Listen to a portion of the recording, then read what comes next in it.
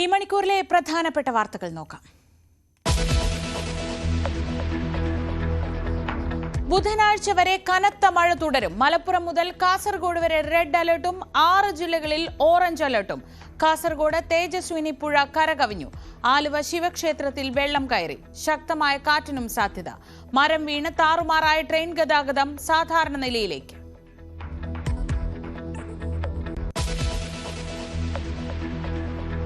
നിലമ്പൂരിൽ നാളെ കൊട്ടിക്കലാശം. അവസാന മണിക്കൂറുകളിൽ പ്രചാരണം ടോപ്പ് ഗിയറിലാക്കി LDFും UDFും. യൂസഫ് പഠാൻ വന്നതോടെ അൻവർ ക്യാമ്പും ആവേശത്തിൽ. UDF ജമാഅത്തെ ഇസ്ലാമി ബന്ധം തന്നെ മുഖ്യ വിഷയമാക്കി ഇടതുപക്ഷം. പെൻഷൻ കൂട്ടുമെന്ന മുഖ്യമന്ത്രിയുടെ പ്രഖ്യാപനം തെരഞ്ഞെടുപ്പ് ചട്ടലംഘനമായിട്ടും ഏറ്റെടുക്കാതെ പ്രതിപക്ഷം.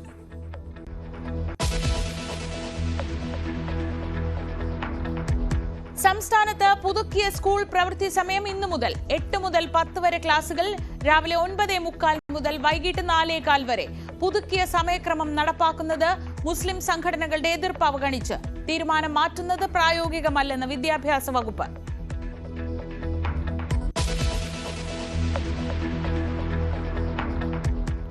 ആക്രമണം തുടർന്ന് ഇസ്രയേലും ഇറാനും. ഇറാനിൽ 400ഓളം മരണം. ബങ്കറുകൾക്കുള്ളിൽ തുടരണമെന്ന ഇസ്രയേലി ജനതയ്ക്ക് നിർദ്ദേശം. ഇറാനിലെ സൈനിക ആണവ കേന്ദ്രങ്ങൾ തകർക്കുന്നതിന്റെ ദൃശ്യങ്ങളുമായി ഇസ്രയേൽ. ഇന്ത്യൻ വിദ്യാർത്ഥികളെ സുരക്ഷിത കേന്ദ്രങ്ങളിലേക്ക് മാറ്റുന്നു. സ്ഥിതി കൂടുതൽ വഷളായാൽ അർമേനിയ വഴി നാട്ടിലെത്തിക്കും.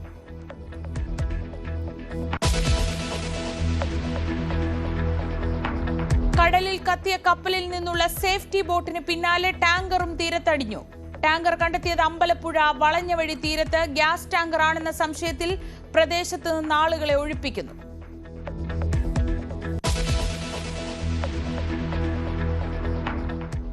കോവിഡ് വ്യാപനമേറുന്നതിൽ ആശങ്ക. രാജ്യത്ത് 24 മണിക്കൂറിനിടെ മരിച്ച 10 പേരിൽ 5ഉം കേരളത്തിൽ. സംസ്ഥാനത്ത് 2007 ആക്ടീവ് കേസുകൾ. ഇന്നലെ മാത്രം ചികിത്സ തേടിയത് 102 പേർ. തിരുവനന്തപുരം വെള്ളറടയിൽ കൊല്ലപ്പെട്ട പ്രിയംവദയുടെ സ്വർണമാല കാണാനില്ല. പോസ്റ്റ്മോർട്ടം ഇന്ന്. അയൽവാസികൾ പിടിയിൽ.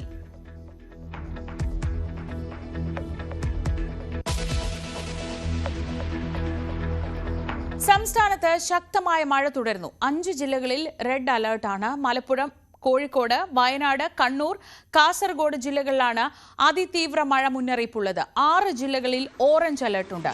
കാസർഗോഡ് തേജസ്വിനി പുഴ കരകവിഞ്ഞ് വീടുകളിൽ വെള്ളം കയറി. കാഞ്ഞങ്ങാട് അരയിപ്പുഴ കരകവിഞ്ഞു. ആറങ്ങാടി അരയി വഴി ഗതാഗതം നിരോധിച്ചു. വെള്ളരിക്കുണ്ടിൽ ഉരുൾപൊട്ടൽ ഭീഷണി മൂലം 10 കുടുംബങ്ങളെ മാറ്റിപ്പാർപ്പിച്ചു. ജില്ലയിലെ മുഴുവൻ ടൂറിസം കേന്ദ്രങ്ങളും അടച്ചിട്ടുണ്ട്.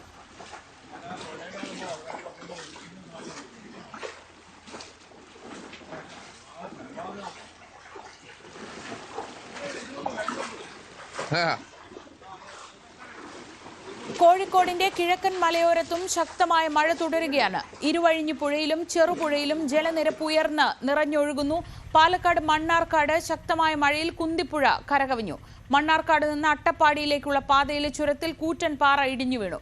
ചുരത്തിൽ ഗതാഗതം തടസ്സപ്പെട്ടു. 9ാം വളവിലാണ് ഇന്നലെ ഉച്ചയോടെ കൂറ്റൻ പാറ റോഡിൽ പതിച്ചത്. അട്ടപ്പാടി ഏതാണ്ട് ഒറ്റപ്പെട്ട നിലയിലാണ്. അഗളി, ജെല്ലിപ്പാറ, കോട്ടത്തറ മേഖലകളിലും കനത്ത നാശമാണ് ഉണ്ടായിരിക്കുന്നത്. കട്ടപ്പന, കൊച്ചുതോവാളയിൽ കനത്ത മഴയിൽ പാറ അടർന്നു വീണ വീട് തകർന്നു. കൊച്ചുതോവാള സ്വദേശി ജോസിന്റെ വീടിന്റെ പിൻഭാഗത്തുണ്ടായിരുന്ന വലിയ പാറയാണ് അടർന്നു വീണത്. വീട്ടുകാർ പരിക്കേൽക്കാതെ രക്ഷപ്പെട്ടു. ഞാൻ ഇവിടെ നിൽക്കുമായിരുന്നേ. നിന്നപ്പം ശകലിച്ച മണ്ണ് വന്നപ്പം ഞാൻ അങ്ങോട്ട് കയറാമെന്ന് വെച്ച് ഈ വള്ളി പടുത അങ്ങോട്ട് ഈ ഓസലോട്ട് മണ്ടയിലോട്ട് കെട്ടാമെന്ന് വെച്ച് നോക്കുമ്പോൾ പെട്ടെന്ന് പറഞ്ഞ നേരം കൊണ്ട് മുറിക്കകത്ത് ചെന്നു. ഞാൻ അങ്ങോട്ട് മാറിയതേ ഉള്ളൂ. അപ്പോൾ കൊച്ചൻ എന്നോട് പറഞ്ഞു, മരയത്ത് അമ്മ എന്നാ കാണിക്കുവാന്ന് പറഞ്ഞു. എന്നാൽ ഞാൻ അങ്ങോട്ട് മാറുകയും ഇത് വീഴുവാൻ കൂടെ ഒരുപോലെ ആയിരുന്നു. പത്തനംതിട്ട, മണിമല, അച്ചൻകോവിൽ ആറുകളിൽ യെല്ലോ അലർട്ടാണ്. കൊല്ലം പട്ടാഴിയിലും പത്തനാപുരത്തും വീടുകൾ തകർന്നു. തിരുവനന്തപുരത്ത് തീരദേശ മേഖലയിൽ ശക്തമായ മഴ തുടരുന്നുണ്ട്. രാത്രി വർക്കല, ആറ്റിങ്ങൽ, കിളിമാനൂർ മേഖലകളിൽ ശക്തമായ മഴയും കാറ്റുമുണ്ടായിരുന്നു. ചിലയിടങ്ങളിൽ മരങ്ങൾ കടപുഴകി. വൈദ്യുതി ബന്ധവും തകരാറിലാണ്.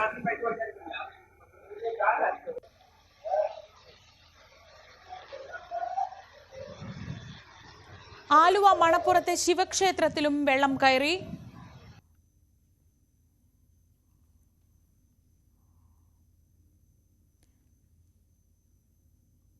കോഴിക്കോട് ചാത്തമംഗലം കൂഴക്കോട് ചെറുപുഴയിൽ ഒഴുക്കിൽപ്പെട്ട ആൾക്കായി തെരച്ചിൽ തുടർന്നു. കൂഴക്കോട് സ്വദേശി 80 വയസ്സുള്ള മാധവനെയാണ് കാണാതായത്. വിവരങ്ങളുമായി സംസ്ഥാനത്തിന്റെ വിവിധ ഭാഗങ്ങളിൽ നിന്ന് ഞങ്ങളുടെ പ്രതിനിധികൾ ചേരുന്നു. തിരുവനന്തപുരത്ത് നിന്ന് സാരംഗ് സുധാകരനും കൊച്ചിയിൽ നിന്ന് നവമി ദിനേശും ആദ്യം ചേരും. നവമി, ഇപ്പോൾ ആലുവ ശിവക്ഷേത്രത്തിന്റെ ദൃശ്യങ്ങൾ കണ്ടു. സാധാരണഗതിയിൽ ഏറ്റവും വലിയ മഴയുള്ള സമയത്താണ് ആലുവയിൽ ഇങ്ങനെ വെള്ളം കയറുന്ന ഒരു അവസ്ഥയുണ്ടാവുന്നത്. നഗരത്തിൽ കുഴപ്പമൊന്നുമില്ല, എല്ലാം സേഫാണെന്ന് രാവിലെ നവമി പറഞ്ഞു. പക്ഷേ ആലുവയിലെ സ്ഥിതി എങ്ങനെയാണ്? താഴ്ന്ന പ്രദേശങ്ങളിലേക്ക് വെള്ളം കയറുന്നുണ്ടോ?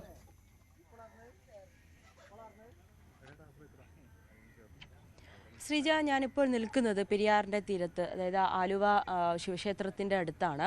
നമുക്ക് ദൃശ്യങ്ങൾ കാണാം. ക്ഷേത്രത്തിൻ്റെ ഭാഗികമായിട്ടേ മുങ്ങിയിട്ടുള്ളൂ. സാധാരണ പൂർണ്ണമായും മുങ്ങുമ്പോൾ ഇവിടെ ദേവൻ്റെ ആറാട്ടെന്നാണ് ഐതിഹ്യപ്രകാരം വിശ്വാസികൾ പറയുന്നത്. പക്ഷേ ഇത് ഭാഗികമായി മാത്രമേ ഈ വെള്ളം കയറിയിട്ടുള്ളൂ. നല്ല കുത്തൊഴുക്കുണ്ട്, നന്നായിട്ട് ഒഴുകി പോകുന്നുണ്ട്. ഇത് പുഴയിലേക്കൊക്കെ കുളിക്കാനിറങ്ങുന്നവരൊക്കെ വലിയ ശ്രദ്ധ വേണം എന്നുള്ളൊരു മുന്നറിയിപ്പ് ജില്ലാ ഭരണകൂടം നൽകിയിട്ടുമുണ്ട്. എന്തായാലും മറ്റ് പ്രശ്നങ്ങളൊന്നും തന്നെയില്ല. നല്ല പെരിയാറിൻ്റെ തീരങ്ങളിൽ താമസിക്കുന്നവർക്കൊക്കെ ജാഗ്രതാ നിർദ്ദേശം നൽകിയിട്ടുണ്ട്. 2017 പ്രളയത്തിന് ശേഷം ഈ ആലുവ പുഴ പൂർണ്ണമായും ഈ ആലുവ ശിവക്ഷേത്രം പൂർണ്ണമായും മുങ്ങിയിട്ടില്ല. അതിനുശേഷം ഇങ്ങനെ ഭാഗികമായിട്ടാണ് മുങ്ങി നിൽക്കുന്നത്. എങ്കിൽ പോലും വിശ്വാസികളൊക്കെ ഇവിടെ വന്ന് പ്രാർത്ഥിക്കാനൊക്കെ എത്തുന്നുണ്ട്. നമുക്ക് ഇവിടെ നിൽക്കുന്ന ആളുകളോട് ചോദിക്കും. ഇത് കാണാൻ വേണ്ടി നിരവധി പേരാണ് ഇങ്ങോട്ടേക്ക് എത്തുകയും ചെയ്തത്. ഈ ചേട്ടൻ കുറച്ച് നേരത്തെ ഇവിടെ കുളിക്കാനായിട്ട് പുഴയിലേക്ക് ഇറങ്ങിയതാണ്. പക്ഷെ നല്ല ഒഴുക്ക് കാരണം തിരിച്ചു കയറിയതാണ്. ചേട്ടാ, നല്ല ഒഴുക്കുണ്ട്? നല്ല ഒഴുക്കുണ്ട് ഇവിടെ. കുളിക്കാൻ പറ്റില്ല? കുളിക്കാൻ പ്രശ്നമല്ല, അകത്തോട്ട് പോകാൻ പറ്റില്ല. നല്ല ഒഴുക്ക് ഒരുപാടുണ്ട്. അതന്നെ അങ്ങോട്ട് അമ്പലത്തിൽ പോകുന്ന നമ്മൾ പോകാൻ പറ്റില്ല. എന്നിട്ട് ഒഴുക്ക് കൂടുതലായത് കൊണ്ട് ഒന്നും ചെയ്യാൻ പറ്റില്ല. അതിൽ കൂടി വരാം, വന്നാൽ അതിൽ ഇറങ്ങി വരാം. പ്രശ്നം. അപ്പോൾ ചേട്ടൻ നേരത്തെ ഇവിടെ കുളിക്കാൻ വേണ്ടി ഇറങ്ങിയതാണ്. പക്ഷെ നല്ല ഒഴുക്ക് കാരണം തിരിച്ചു കയറിയിട്ടുണ്ട്. എന്തായാലും ഇവിടെ കുളിക്കാനും അല്ലെങ്കിൽ ഈ പുഴയിൽ ഇറങ്ങി മറ്റ് വിനോദസഞ്ചാരത്തിനൊക്കെ വരുന്നവർക്കൊക്കെ വലിയ മുന്നറിയിപ്പ് നൽകിയിട്ടുണ്ട്. അങ്ങനെ പുഴയിലേക്ക് ഇറങ്ങരുത്, കാരണം കുത്തി ഒഴുകിക്കൊണ്ടിരിക്കുകയാണ് പെരിയാർ.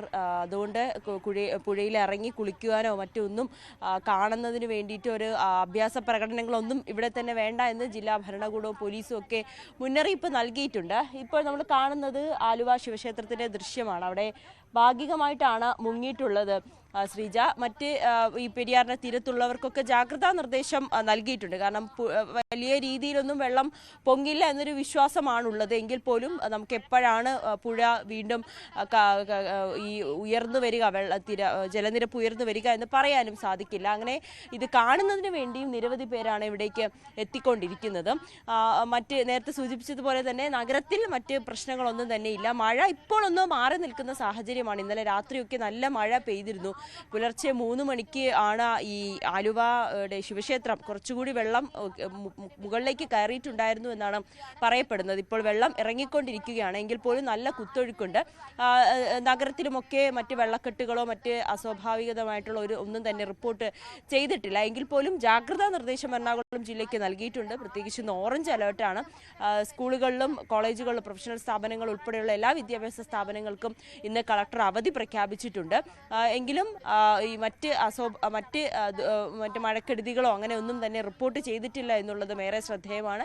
നേരത്തെ സൂചിപ്പിച്ചതുപോലെ തന്നെ നഗരത്തിൽ വെള്ളക്കെട്ടില്ല. അത് കൊച്ചി കോർപ്പറേഷൻ കൃത്യമായി തന്നെ ഈ വെള്ളക്കെട്ട് ഒഴിവാക്കുന്നതിന് വേണ്ടിയിട്ടുള്ള പ്രവർത്തനങ്ങളെല്ലാം നടത്തിയിട്ടുണ്ട്. ഈ ഓപ്പറേഷൻ ബ്രേക്ക് ത്രൂ ഒക്കെ നല്ല രീതിയിൽ തന്നെയാണ് കൊച്ചിയിൽ പുരോഗമിക്കുന്നത്. അതിൻ്റെ ഭാഗമായി തന്നെയാണ് പതിവ്. ഇതിനു മുൻപൊക്കെ നമ്മൾ കൊച്ചി നഗരത്തിൽ അല്ലെങ്കിൽ മഴ പെയ്യുമ്പോൾ കൊച്ചി നഗരത്തിൽ വെള്ളക്കെട്ടാണ് പ്രധാനമായും ഉള്ളത്. ഇത്തവണ അതൊക്കെ ഒഴിവായിട്ടുണ്ട്. ഇപ്പോൾ ചെറിയൊരു ആശങ്കയുള്ളത് ഈ പെരിയാറിൽ വെള്ളം നിറയുന്നതാണ്. എങ്കിൽ പോലും വലിയ ആശങ്കപ്പെടേണ്ട സാഹചര്യമില്ല എന്നാണ് ഈ ജില്ലാ ഭരണകൂടം വ്യക്തമാക്കുന്നത്. എന്തായാലും ആലുവയിൽ വെള്ളം കയറിയെങ്കിലും അത് ഈ പ്രളയ സമാനമായ ഒരു സാഹചര്യത്തിലേതുപോലെയൊന്നും ഇല്ല എന്ന് നമുക്ക് ആശ്വസിക്കാം. സാരംഗ് സുധാകരൻ തിരുവനന്തപുരത്ത് നിന്നും കോട്ടയത്ത് നിന്ന് ജി ശ്രീജിത്ത് കൂടി ചേർന്നു. സാരംഗ്, ഈ സംസ്ഥാനത്ത് ഒട്ടാകെ ഇപ്പോഴുള്ള സ്ഥിതിഗതികളെ എങ്ങനെയാണ് കാലാവസ്ഥാ നിരീക്ഷണ കേന്ദ്രം വിശദീകരിക്കുന്നത്? ഈ മഴ എത്ര ദിവസം നിൽക്കും? ഇപ്പോൾ നമ്മൾ കാണുന്നത് വടക്കൻ കേരളത്തിൽ കൂടുതൽ ശക്തമായ മഴ എന്നൊരു സാഹചര്യമാണ്. അതങ്ങനെ തന്നെ തുടരാനാണോ സാധ്യത?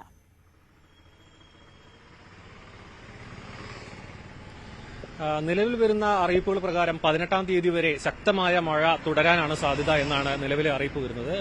ഈ മൺസൂൺ കാലത്തെ ഈ അതിശക്തമായ മഴയ്ക്ക് പ്രധാനമായിട്ടും കാലാവസ്ഥാ വകുപ്പ് മുന്നോട്ട് വയ്ക്കുന്ന കാരണം എന്ന് പറയുന്നത് കർണാടക തീരത്ത് ഉള്ള ഒരു ചക്രവാത ചുഴി, അതായത് ഇരട്ട ചക്രവാത ചുഴിയാണ് ഇത്തരത്തിലുള്ള ഒരു കനത്ത മഴയ്ക്ക് വടക്കൻ കേരളം മുതൽ മധ്യകേരളം വരെയുള്ള ഭാഗങ്ങളിൽ ശക്തമായ മഴയ്ക്കും കാറ്റിനും കാരണമാകുന്ന ഒരു കാരണം പറയുന്നത് ഇത്തരത്തിലുള്ള ഒരു ചക്രവാത ചുഴിയാണ്. അതാണ് ഈ വടക്കൻ കേരളത്തിൽ ശക്തമായ, അതായത് റെഡ് അലർട്ട് പ്രഖ്യാപിച്ചിരിക്കുന്ന ജില്ലകളിലെല്ലാം ഇത്തരത്തിലുള്ള ശക്തമായ മഴ ഉണ്ടാകാനുള്ള കാരണം പറയുന്ന ഇത്തരത്തിലാണ്.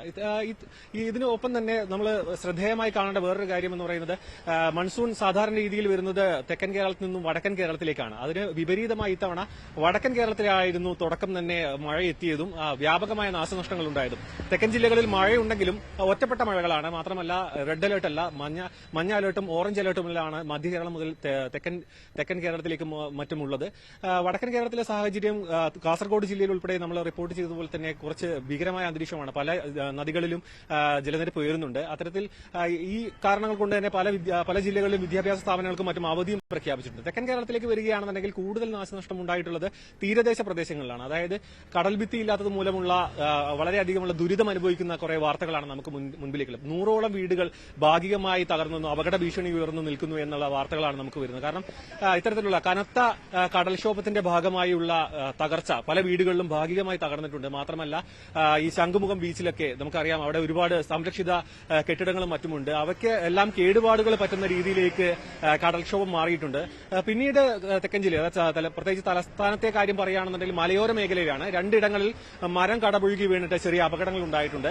മാത്രമല്ല ഇതിനൊപ്പം തന്നെ താഴ്ന്ന പ്രദേശങ്ങളിൽ ചെറിയ രീതിയിൽ വെള്ളക്കെട്ടുകൾ ഉണ്ടാകുന്നുണ്ടെങ്കിലും മഴ തുടർന്ന് നിൽക്കാത്തതുകൊണ്ട്, തുടർച്ചയായി മഴ പെയ്യാത്തതുകൊണ്ട് തന്നെ ഇത്തരത്തിൽ വെള്ളക്കെട്ട് രൂക്ഷമാകുന്ന ഒരു സാഹചര്യമില്ല. തിരുവനന്തപുരം നഗരത്തിനെ പറ്റി നമുക്ക് മുൻപ് തന്നെ അറിയാം, ചെറിയ മഴ ഉണ്ടാകുമ്പോൾ തന്നെ വലിയ വെള്ളക്കെട്ട് രൂപപ്പെടുന്ന ഒരു നഗരമാണ്. പക്ഷെ ഇത്തവണ അത്തരത്തിലൊരു സാഹചര്യത്തിലേക്ക് പോയിട്ടില്ല. മാത്രമല്ല മറ്റ് ജില്ലകളെ വെച്ച് താരതമ്യം ചെയ്യുമ്പോൾ തലസ്ഥാനത്തെ സ്ഥിതിഗതികൾ കുറച്ചുകൂടി മെച്ചപ്പെട്ട അവസ്ഥയാണ്. കാരണം മഴ പെയ്യുന്നുണ്ടെങ്കിലും അത് കനത്ത മഴ പെയ്ത് തോർന്ന് മാറി നിൽക്കുന്ന ഒരു സാഹചര്യം. അത് വെള്ളം ഇറങ്ങി പോകാനും മാത്രമല്ല അത്തരത്തിലൊരു അപകട ഭീഷണി ഉയർത്തുന്ന രീതിയിൽ മഴ നിൽക്കാത്ത രീതിയിൽ പെയ്യുന്ന ഒരു സാഹചര്യം നിലവിൽ തിരുവനന്തപുരം ജില്ലയിലോ കൊല്ലം, ആലപ്പുഴ എന്നീ ജില്ലകളിൽ നിലവിലില്ല. കാരണം അതുകൊണ്ട് തന്നെയാണ് ഈ യെല്ലോ അലർട്ട് പ്രഖ്യാപിച്ചിരിക്കുന്നത്. വടക്കൻ ജില്ലകളെ വെച്ച് താരതമ്യം ചെയ്യുമ്പോൾ തെക്കൻ ജില്ലകളിലെ സാഹചര്യങ്ങൾ ഒന്നുകൂടി അത്ര ഭീകരമല്ല. മാത്രമല്ല കേരളത്തിൽ ഉടനീളം ഇത്തരത്തിലുള്ള മുന്നറിയിപ്പുകൾ പുറപ്പെടുവിച്ചിട്ടുണ്ടെങ്കിലും ജനങ്ങളെല്ലാവരും തന്നെ സുരക്ഷിതരായ സ്ഥാനത്ത് തന്നെ തുടരണം. അനാവശ്യമായ യാത്രകൾ, അതായത് വടക്കൻ മേഖലകളിലെ മലയോര മേഖലയിലേക്കും മറ്റുമുള്ള രാത്രികാലങ്ങളിലെ അനാവശ്യ യാത്രകളും മറ്റും അതായത് അത്തരത്തിലുള്ള യാത്രകൾ മാറ്റിവെക്കണം എന്നുള്ള തരത്തിലുള്ള നിർദ്ദേശങ്ങൾ വരുന്നുണ്ട്. കനത്ത മഴ തുടരാനാണ് നിലവിലെ സാഹചര്യത്തിൽ കാണുന്നത്. കാരണം 2 ചക്രവാത ചുഴി, ഇരട്ട ചക്രവാത ചുഴി നിലനിൽക്കുന്നതുകൊണ്ട് തന്നെ വടക്കൻ കേരളത്തിലെ സാഹചര്യം കുറച്ചുകൂടി രൂക്ഷമാണ് മഴയുമായി ബന്ധപ്പെട്ട് പറയുകയാണെങ്കിൽ. ശ്രീജ, ശരി, സാരംഗാണ് വിവരങ്ങൾ നൽകിയത്. കോട്ടയത്ത് നിന്ന് ശ്രീജിത്ത്, കോട്ടയത്തെ അവസ്ഥ എന്താണ്? പ്രത്യേകിച്ച് അവിടെ എപ്പോഴും ആശങ്കയുണ്ടാവാറുള്ളത് ഈ അപ്പർ കുട്ടനാട് മേഖലകളിലാണ്. താഴ്ന്ന പ്രദേശങ്ങളിലേക്കൊക്കെ വെള്ളം കയറുന്ന സാഹചര്യമുണ്ടോ? എന്തൊക്കെയാണ് കോട്ടയത്ത് നിന്നുള്ള വിവരങ്ങൾ?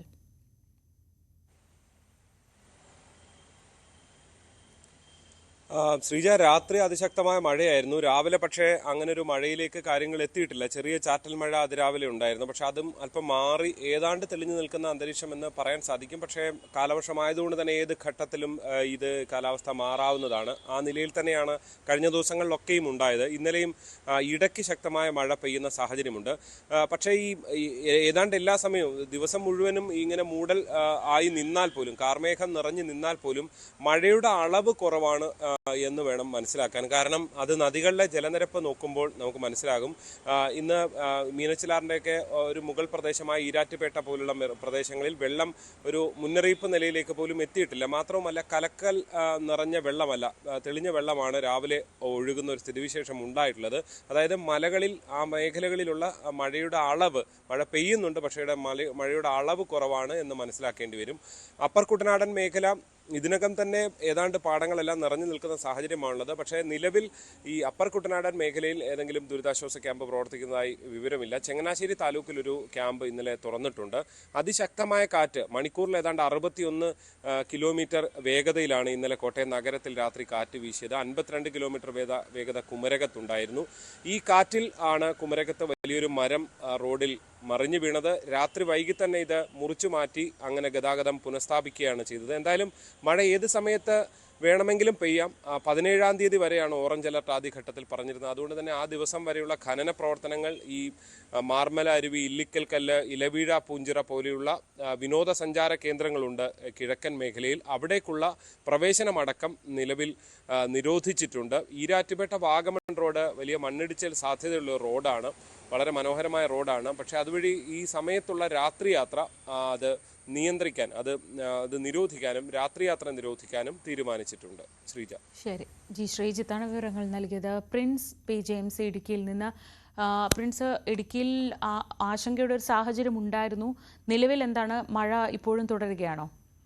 ശ്രീജ, കഴിഞ്ഞ ദിവസങ്ങളിൽ നിന്ന് വ്യത്യസ്തമായി ഇന്ന് ഇടുക്കിയിൽ നിലവിൽ ഒറ്റപ്പെട്ട സമയങ്ങൾ മാത്രമാണ് മഴ പെയ്യുന്നത്. ഇടപെട്ട് മഴ പെയ്യുന്നുണ്ടെങ്കിൽ പോലും തുടർച്ചയായി മഴ ഇല്ലാത്തൊരു സാഹചര്യം ആശ്വാസകരമാണ്.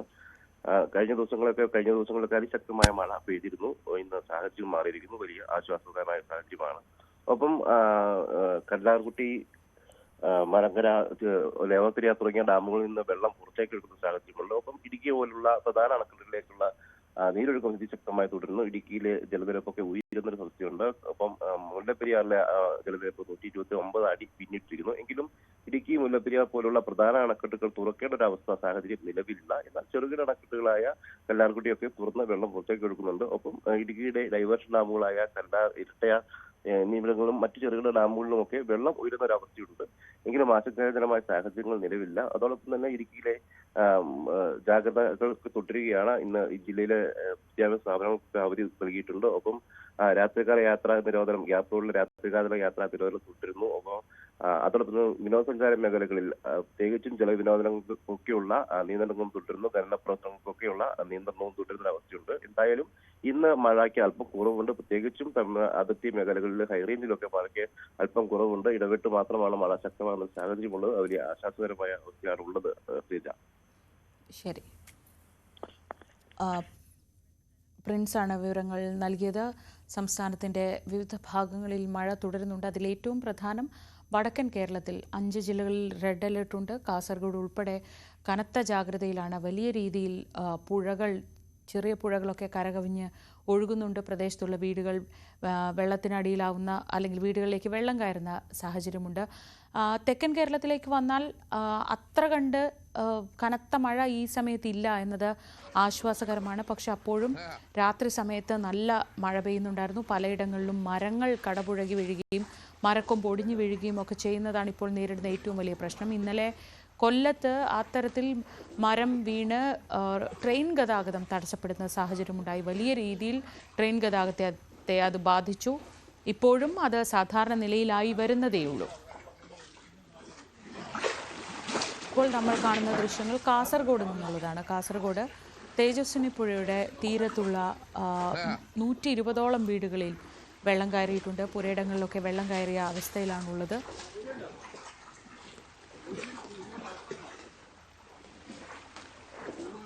പത്ത് കുടുംബങ്ങളെ ആ ഭാഗത്തു നിന്ന് മാറ്റി പാർപ്പിച്ചിട്ടുണ്ട്. ഇനിയും മഴ തുടരുകയാണെങ്കിൽ, ഇനിയും വെള്ളം കൂടുന്ന ഒരു സാഹചര്യമുണ്ടെങ്കിൽ അവിടെ നിന്ന് മുഴുവൻ കുടുംബങ്ങളെയും മാറ്റി പാർപ്പിക്കേണ്ട അവസ്ഥയാണുള്ളത്.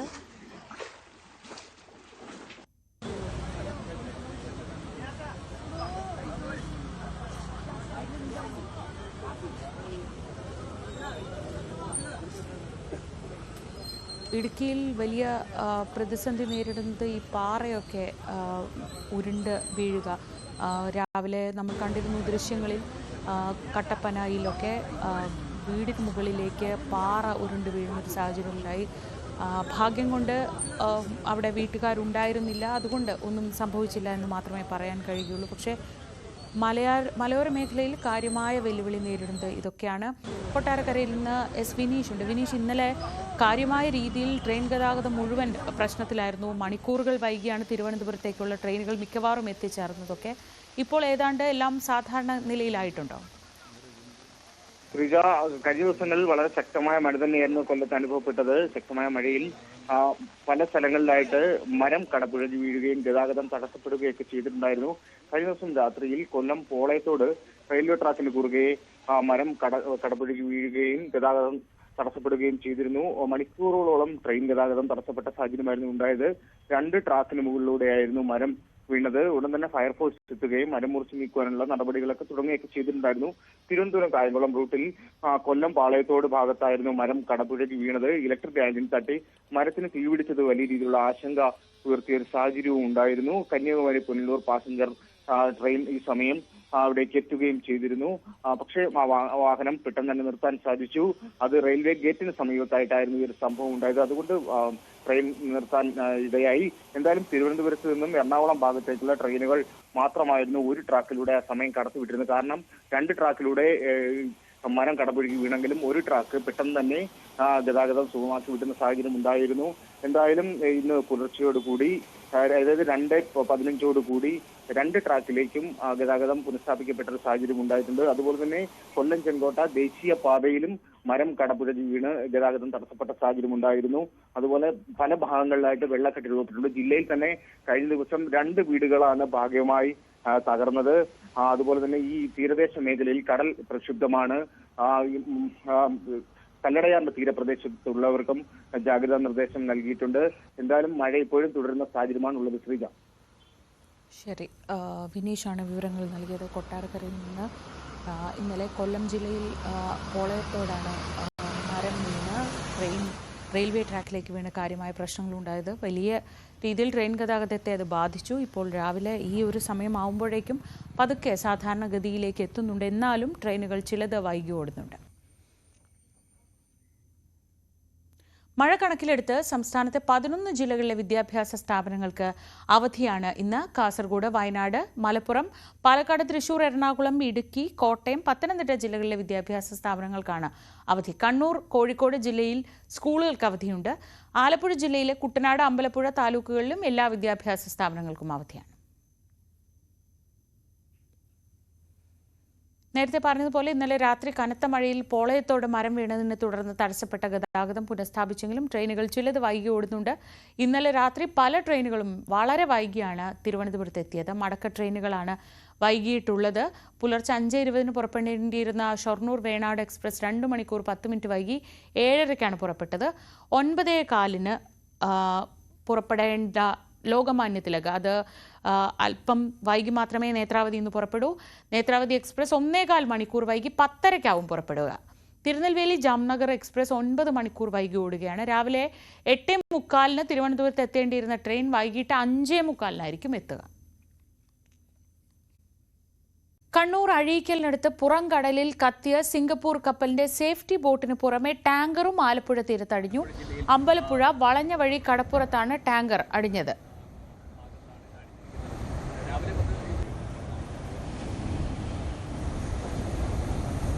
ഇത് ഗ്യാസ് ടാങ്കർ ആണെന്ന സംശയത്തെ തുടർന്ന് പോലീസ് അവിടെ നിന്ന് ആളുകളെ മാറ്റുന്നുണ്ട്.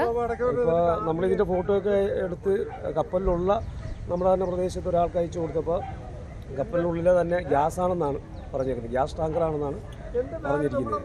ഇപ്പോൾ ഏതായാലും എല്ലാ പോലീസ് ഉദ്യോഗസ്ഥരും എല്ലാവരും വന്നിട്ടുണ്ട്. കളക്ടർ ഏതാനും നിമിഷങ്ങൾക്കുള്ളിൽ ഇവിടെ എത്തുമെന്ന് പറഞ്ഞു. അതിനുശേഷം ഇത് കടലിൽ വെച്ച് തന്നെ നിർജ്ജീവമാക്കാന്നുള്ള രീതിയിലും പറയുന്നുണ്ട്. അപ്പോൾ എന്തുവാണ് ഇതിൻ്റെ അകത്ത് ഗ്യാസ് ഉണ്ടോ ഇല്ലയോ എന്നുള്ളത് പോലും കൃത്യമായിട്ട് അറിയാൻ പറ്റുന്നില്ല. പക്ഷേ ആ ടാങ്ക് കിടന്ന് അങ്ങോട്ടും ഇങ്ങോട്ടും ടെട്രാപോളിൽ അടിച്ച് അത് ചിലപ്പോൾ അതിന് ഹോള് വീഴാനുള്ള സാധ്യതയുണ്ട്. അങ്ങനെ പൊട്ടിത്തെറിക്കാനുള്ള സാധ്യതയും നിലനിൽക്കുന്നുണ്ട്.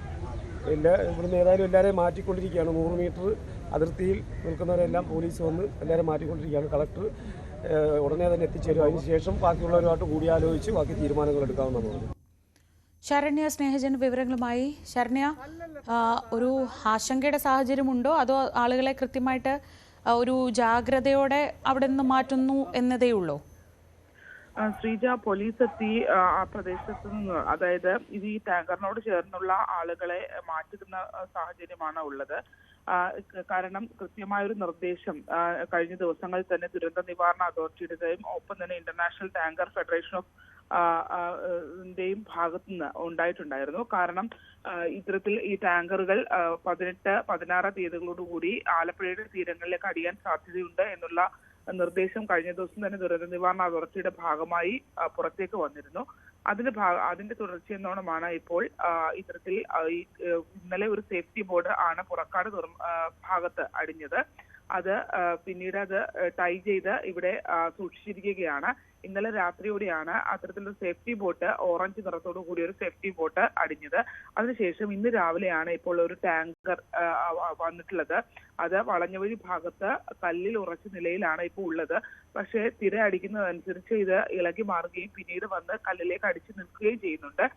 ഒരു ഇരുമ്പ് ബാറുകൾ ഘടിപ്പിച്ച രീതിയിൽ അതിനുള്ളിൽ ഉള്ള നിലയിലാണ് ഈ കണ്ടെയ്നറിന്റെ ഈ ടാങ്കറിന്റെ ഭാഗം ഉള്ളത്. ഒപ്പം തന്നെ അതിനകത്ത് ഒരു മീറ്റർ കാണിക്കുന്നുണ്ട്. ആ മീറ്ററിനകത്ത് 0 ആണ് കാണിച്ചിരിക്കുന്നത്. വാതകം നിറച്ച ഇത്തരത്തിൽ ടാങ്കറിന്റെ വാതകം നിറച്ച ഭാഗമാണ് അത് ഉള്ളത്. ഇത്തരത്തിൽ ക്യാപ്സ്യൂൾ മാതൃകയിലുള്ള ഒരു ഭാഗമാണ് ഇപ്പോൾ അടിഞ്ഞിട്ടുള്ളത്. അമ്പലപ്പുഴ പോലീസ് സ്ഥലത്തെത്തി ഭാഗത്തു നിന്നുള്ള ആളുകളെ മാറ്റിയിട്ടുണ്ട്. നമുക്കറിയാം, കഴിഞ്ഞ ദിവസങ്ങളിലൊക്കെ തന്നെയും ആദ്യത്തെ കപ്പൽ അപകടവുമായി ബന്ധപ്പെട്ട് കണ്ടെയ്നറുകൾ ആലപ്പുഴയുടെ തീരത്ത് എത്തിയിരുന്നു. ഇപ്പോൾ വാൻഹായ് 503 എന്ന കപ്പലിന്റെ നിന്നുള്ളതാണ് ഇത് എന്നുള്ള ഒരു പ്രാഥമിക വിലയിരുത്തലിലേക്കാണ് പോലീസും ജില്ലാ ഭരണകൂടവും അത്തരം ഒരു വിലയിരുത്തലിലേക്കാണ് പോകുന്നത്. എന്തായാലും ഇതിപ്പോ ടൈ ചെയ്ത് മാറ്റുകയോ മറ്റു കാര്യങ്ങളോ ഒന്നും ചെയ്തിട്ടില്ല. കാരണം ഇത്തരത്തിൽ വാതകങ്ങൾ, ആരോഗ്യപരമായ പ്രശ്നങ്ങൾ ഉണ്ടാക്കുന്ന വാതകങ്ങൾ അടക്കം ഉണ്ടാകുമെന്നൊക്കെയുള്ള നേരത്തെ തന്നെയുള്ള നിർദ്ദേശങ്ങൾ ഉള്ളത് കൊണ്ട് തന്നെ പോലീസ് ആ ഒരു നിയന്ത്രിതമായ ഒരു അകലം ആളുകളെ കൊണ്ട് പാലിപ്പിക്കുന്നുണ്ട്. കാരണം ഇന്ന് രാവിലെ 6:30 കൂടിയാണ് ഇത് തീരദേശ മത്സ്യത്തൊഴിലാളികൾ കണ്ടത്. അവർ തുടർന്ന് പോലീസിനെ വിവരം അറിയിക്കുകയായിരുന്നു. ഇപ്പോൾ മറ്റ് വിദഗ്ധ സംഘങ്ങൾ അടക്കമുള്ള ആളുകൾ എത്തി പരിശോധന നടത്തണം. മുമ്പും ഇതുപോലെ തന്നെ കസ്റ്റംസ് ഉദ്യോഗസ്ഥർ എത്തി സ്ഥലത്തെത്തി പരിശോധന നടത്തിയതിനു ശേഷം മാത്രമേ ഇത് മറ്റിടങ്ങളിലേക്ക് മാറ്റാൻ കഴിയുകയുള്ളൂ. അത്തരത്തിലുള്ള പരിശോധനകൾ അടക്കം ഇതിനകത്ത് നടത്തേണ്ടതായുണ്ട്. ശ്രീജ. ശരി, ശരണ്യ സ്നേഹജനാണ് വിവരങ്ങൾ നൽകിയത് ആലപ്പുഴയിൽ നിന്ന്. എറണാകുളം പറവൂരിൽ പ്രായപൂർത്തിയാകാത്ത ആൺകുട്ടികളെ കാണാതായി. വാണിയക്കാട് പ്രീ മെട്രിക് ഹോസ്റ്റലിൽ നിന്നാണ് പെൺകുട്ടികളെയാണ് കാണാതായത്. വാണിയക്കാട് പ്രീ മെട്രിക് ഹോസ്റ്റലിൽ നിന്നാണ് 3 പെൺകുട്ടികളെ കാണാതായത്. ഇന്ന് രാവിലെയാണ് ഇവരെ കാണാതായത്. ബസ് സ്റ്റാൻഡും റെയിൽവേ സ്റ്റേഷനും കേന്ദ്രീകരിച്ച് പോലീസ് അന്വേഷണം നടക്കുകയാണ്.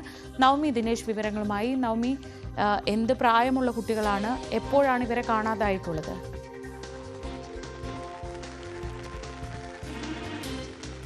ശ്രീജ, 3 പെൺകുട്ടികളെയാണ് വാണിയക്കാട് പ്രീ മെട്രിക് ഹോസ്റ്റലിൽ നിന്നും ഇന്ന് രാവിലെ കാണാതായത്. പുലർച്ചെ 5 മണിക്കാണ് കുട്ടികളെ എഴുന്നേൽപ്പിക്കുന്നത്. ആ സമയത്തൊരു പ്രയർ നടക്കും. അപ്പോൾ കുട്ടികളെല്ലാവരും ഹാളിലേക്ക് വരണം. ആ സമയത്താണ് ഈ 3 പേരെ കാണാനില്ല എന്നുള്ള കാര്യവും ഈ ഹോസ്റ്റൽ വാർഡൻ അറിയുന്നത്. ഉടനെ തന്നെ പോലീസിനെ വിവരം അറിയിക്കുകയായിരുന്നു. 9ാം ക്ലാസ്സിൽ പഠിക്കുന്ന 2 പേരും 10ാം ക്ലാസ്സിൽ പഠിക്കുന്ന ഒരു പെൺകുട്ടിയും, അങ്ങനെ 3 പേരെയാണ് കാണാതായത്. എന്തായാലും പോലീസ് രാവിലെ വിവരം അറിഞ്ഞപ്പോൾ തന്നെ അന്വേഷണം ആരംഭിച്ചിട്ടുണ്ട്. പോലീസ് സ്റ്റേഷൻ, ബസ് സ്റ്റാൻഡുകളും റെയിൽവേ സ്റ്റേഷനും കേന്ദ്രീകരിച്ചുള്ള ഒരു അന്വേഷണം നടക്കുന്നുണ്ട്. അതിനിടെ തൃശ്ശൂരിൽ നിന്നും കുട്ടികളെ കണ്ടെത്തിയിട്ടുണ്ട്. തൃശ്ശൂരിൽ കുട്ടികളെ എന്ന് കരുതുന്ന 3 പേരെ കണ്ടെത്തിയിട്ടുണ്ടെന്നുള്ളൊരു വിവരം ലഭ്യമാകുന്നുണ്ട്. പക്ഷെ പോലീസ് അത് സ്ഥിരീകരിച്ചിട്ടില്ല. പോലീസ് ഉദ്യോഗസ്ഥർ ഈ വിവരം ലഭിച്ചിടത്തേക്ക് പോയിട്ടുണ്ട്. അതിനുശേഷം നമുക്ക് ഈ കുട്ടികളാണോ, ഈ പറവൂരിൽ നിന്നും കാണാതായ കുട്ടികളാണോ തൃശ്ശൂരിൽ കണ്ടെത്തിയതെന്നും സ്ഥിരീകരിക്കേണ്ടിയിരിക്കുന്നു. എന്തായാലും എന്താണ് സംഭവിച്ചത്, എങ്ങനെയാണ് കുട്ടികൾ പോയതെന്ന് അടക്കമുള്ള കാര്യങ്ങൾ കണ്ടെത്തേണ്ടതുണ്ട്. ഇവരുടെ മൊബൈൽ ഫോൺ അടക്കം പോലീസ് ലൊക്കേഷൻ ട്രേസ് ചെയ്തുള്ളൊരു അന്വേഷണത്തിലേക്കാണ് കടക്കുന്നത്. ഇനി എന്തിനാണ് ഇവർ ഇങ്ങനെ പോയത്? 2 പേരുടെ വീട് പറവൂർ തന്നെയാണ് ഇവർ 3 പേരും താമസിക്കുന്നത്. അവരുടെ വീട് സ്വന്തം വീടെന്നാണ് നമുക്ക് അറിയാൻ സാധിക്കുന്നത്. പക്ഷേ പഠിത്തത്തിന് വേണ്ടിയിട്ടാണ് ഈ ഹോസ്റ്റലിൽ താമസിക്കുകയും ചെയ്യുന്നത്. എന്തായാലും കുട്ടികളെ കണ്ടെത്താൻ കഴിയുമെന്ന് തന്നെയാണ് പോലീസ് പറയുന്നത്. രാവിലെയാണ് ഇവരെ കാണാതായത്. അടുത്തുള്ള പോലീസ് സ്റ്റേഷനുകളിലെല്ലാം വിവരം അറിയിച്ചിട്ടുണ്ട്. ബസ് സ്റ്റാൻഡുകളും റെയിൽവേ സ്റ്റേഷനും കേന്ദ്രീകരിച്ചുള്ള അന്വേഷണം നടക്കുന്നതിനിടയിലാണ് തൃശ്ശൂരിൽ നിന്നും ഈ കുട്ടികളാണെന്ന് കരുതുന്ന 3 പേരെ കണ്ടെത്തിയെന്നുള്ളൊരു വിവരം കൂടി ലഭിക്കുന്നത്. എന്തായാലും അതിന്റെ അപ്ഡേഷൻ നമുക്ക് വരും മണിക്കൂറുകളിൽ അറിയാൻ സാധിക്കും. ശരി, നവമിയാണ് വിവരങ്ങൾ നൽകിയത്. കൊച്ചിയിൽ നിന്ന് ഭീതിയിൽ പശ്ചിമേഷ്യ.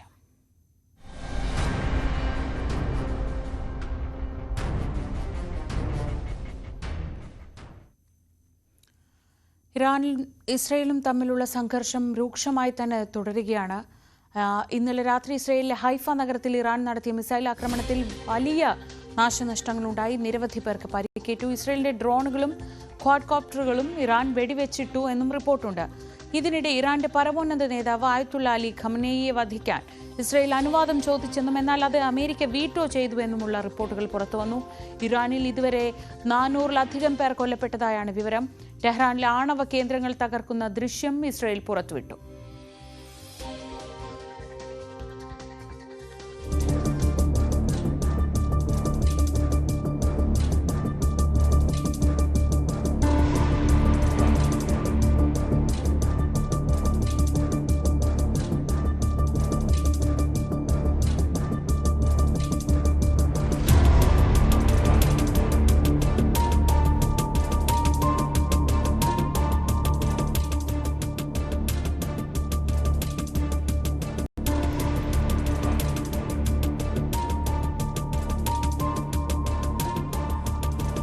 ഇന്റർനാഷണൽ ഡെസ്കിൽ നിന്ന് വിവരങ്ങളുമായി ആർ കിരൺ ബാബു ചേർന്നു. കിരൺ, വലിയ പോരാട്ടം തന്നെ നടക്കുന്നു. ഇരുപക്ഷത്തും കാര്യമായ നാശനഷ്ടങ്ങളൊക്കെ ഉണ്ടാകുന്നുണ്ട്. പക്ഷേ ഇപ്പോൾ വരുന്ന വിവരമനുസരിച്ച് ഇറാനിൽ വലിയ രീതിയിൽ ആൾനാശം, ആണവ കേന്ദ്രങ്ങൾ തകർക്കുന്ന ദൃശ്യങ്ങൾ ഇസ്രായേൽ പുറത്തുവിടുന്നു.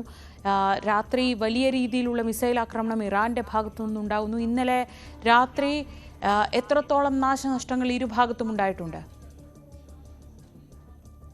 ശ്രീജ, ഇന്നലെ ഇരുഭാഗത്തും കനത്ത നാശനഷ്ടമുണ്ടായി എന്നുള്ള റിപ്പോർട്ടുകളാണ് പുറത്തു വരുന്നത്. ഇറാനും ഇസ്രായേലിലേക്കും ഇസ്രായേൽ തിരിച്ച് ഇറാനിലേക്കും എല്ലാം കനത്ത ബോംബിങ്ങും മിസൈൽ ആക്രമണവും ഷെല്ലാക്രമണവും അടക്കം നടത്തിയിട്ടുണ്ട് എന്നുള്ള റിപ്പോർട്ടുകൾ പുറത്തു വരുന്നു. ഔദ്യോഗികമായി തന്നെ 3 മരണം റിപ്പോർട്ട് ചെയ്യുന്നുണ്ട് ഇസ്രായേലിൽ നിന്നും. അതോടൊപ്പം തന്നെ 60-ലേറെ പേർക്ക് പരിക്കേറ്റും എന്നതും ഔദ്യോഗികമായ റിപ്പോർട്ടുകളാണ് പുറത്തു വരുന്നത്. എന്തായാലും അവിടുത്തെ ഏറ്റവും പ്രധാനപ്പെട്ട ഒരു വിഷയം, അവിടുത്തെ ഇന്ത്യൻ വിദ്യാർത്ഥികൾ അവിടെയുണ്ട്. 1500ഓളം ഇന്ത്യൻ വിദ്യാർത്ഥികളാണ് ഇസ്രായേലിലുള്ളത്. ഈ വിദ്യാർത്ഥികൾ പലരുടെയും റിപ്പോർട്ട് അവർ നേരിട്ട് തന്നെ പറയുന്ന വിവരം അനുസരിച്ചാണെങ്കിൽ ഇന്നലെ രാത്രിയിൽ അവരുടെ താമസിക്കുന്ന ഹോസ്റ്റലുകൾക്കടുത്തുമെല്ലാം കനത്ത രീതിയിലേക്കുള്ള ബോംബിൻ്റെ സൗണ്ട് തുടർച്ചയായി കേട്ടുകൊണ്ടേയിരിക്കുകയായിരുന്നു. അവർ കനത്ത ഭയത്തിലാണ്. കഴിഞ്ഞ ദിവസങ്ങളിലൊന്നും കഴിഞ്ഞ 2-3 ദിവസമായി ഉറങ്ങാൻ പോലും കഴിയാത്ത അവസ്ഥയാണെന്നും എത്രയും വേഗം അവരെ അവിടെ നിന്ന് രക്ഷപ്പെടുത്തണം എന്നുള്ളതാണ് പ്രധാനപ്പെട്ട ഒരു ആവശ്യമായി അവർ ഉന്നയിക്കുന്നത്. കുടിവെള്ളം പോലും കിട്ടുന്നില്ല എന്നുള്ളതും പല വിദ്യാർത്ഥികളും ഉന്നയിക്കുന്നുണ്ട്. കാശ്മീരിൽ നിന്നുള്ള വിദ്യാർത്ഥികളാണ് കൂടുതൽ പേരും ഇസ്രായേലിലുള്ളത്. അവിടെയുള്ള വിദ്യാർത്ഥികളുടെ കാശ്മീർ മുഖ്യമന്ത്രി തന്നെ നേരിട്ട് ഈ വിഷയത്തിൽ കേന്ദ്ര വിദേശകാര്യ മന്ത്രാലയവുമായി ഇടപെട്ടിട്ടുണ്ട്. അത്തരമൊരു അടിയന്തരമായി രക്ഷാപ്രവർത്തനം നടത്തണം എന്നുള്ളത്. ടെൽ-അവീവിലെ ഇന്ത്യൻ എംബസി ഈ വിദ്യാർത്ഥികളോട് അവിടെ അവരുടെ വിവരങ്ങൾ, സ്വകാര്യ വിവരങ്ങൾ സമർപ്പിക്കാനായി അറിയിച്ചിട്ടുണ്ട്. അവർ സുരക്ഷിതരായിരിക്കണമെന്നും അല്ലെങ്കിൽ പുറത്തേക്കുള്ള യാത്രകൾ ഒഴിവാക്കണമെന്നുള്ള മറ്റ് സുരക്ഷാ മുൻകരുതലുകൾ ഒക്കെ നൽകിയിട്ടുണ്ട്. റഷ്യ അടക്കമുള്ള രാജ്യങ്ങളെല്ലാം തന്നെ അവിടുത്തെ കരമാർഗം അവിടെയുള്ള റഷ്യൻ പൗരന്മാരെ സ്വന്തം രാജ്യത്തേക്ക് കൊണ്ടുപോകുന്നുണ്ട്. വ്യോമ അതിർത്തി അടച്ചിരിക്കുകയാണ്. അതുകൊണ്ട് തന്നെ വിമാനമാർഗം മറ്റൊരു രാജ്യത്തേക്ക് കൊണ്ടുപോകാൻ കഴിയില്ല. അങ്ങനെ മറ്റേതെങ്കിലും രാജ്യം വഴി നേരത്തെയൊക്കെ സമാനമായ സംഭവം ഉണ്ടായ ഘട്ടത്തിലൊക്കെ ചെയ്തതുപോലെ മറ്റൊരു രാജ്യം വഴി യുക്രൈനിലൊക്കെ വിഷയത്തിലുണ്ടായപ്പോൾ മറ്റു രാജ്യങ്ങൾ വഴിയൊക്കെ നമ്മൾ വിദ്യാർത്ഥികളെയും ആളുകളെയൊക്കെ നാട്ടിലെത്തിച്ചിരുന്നു.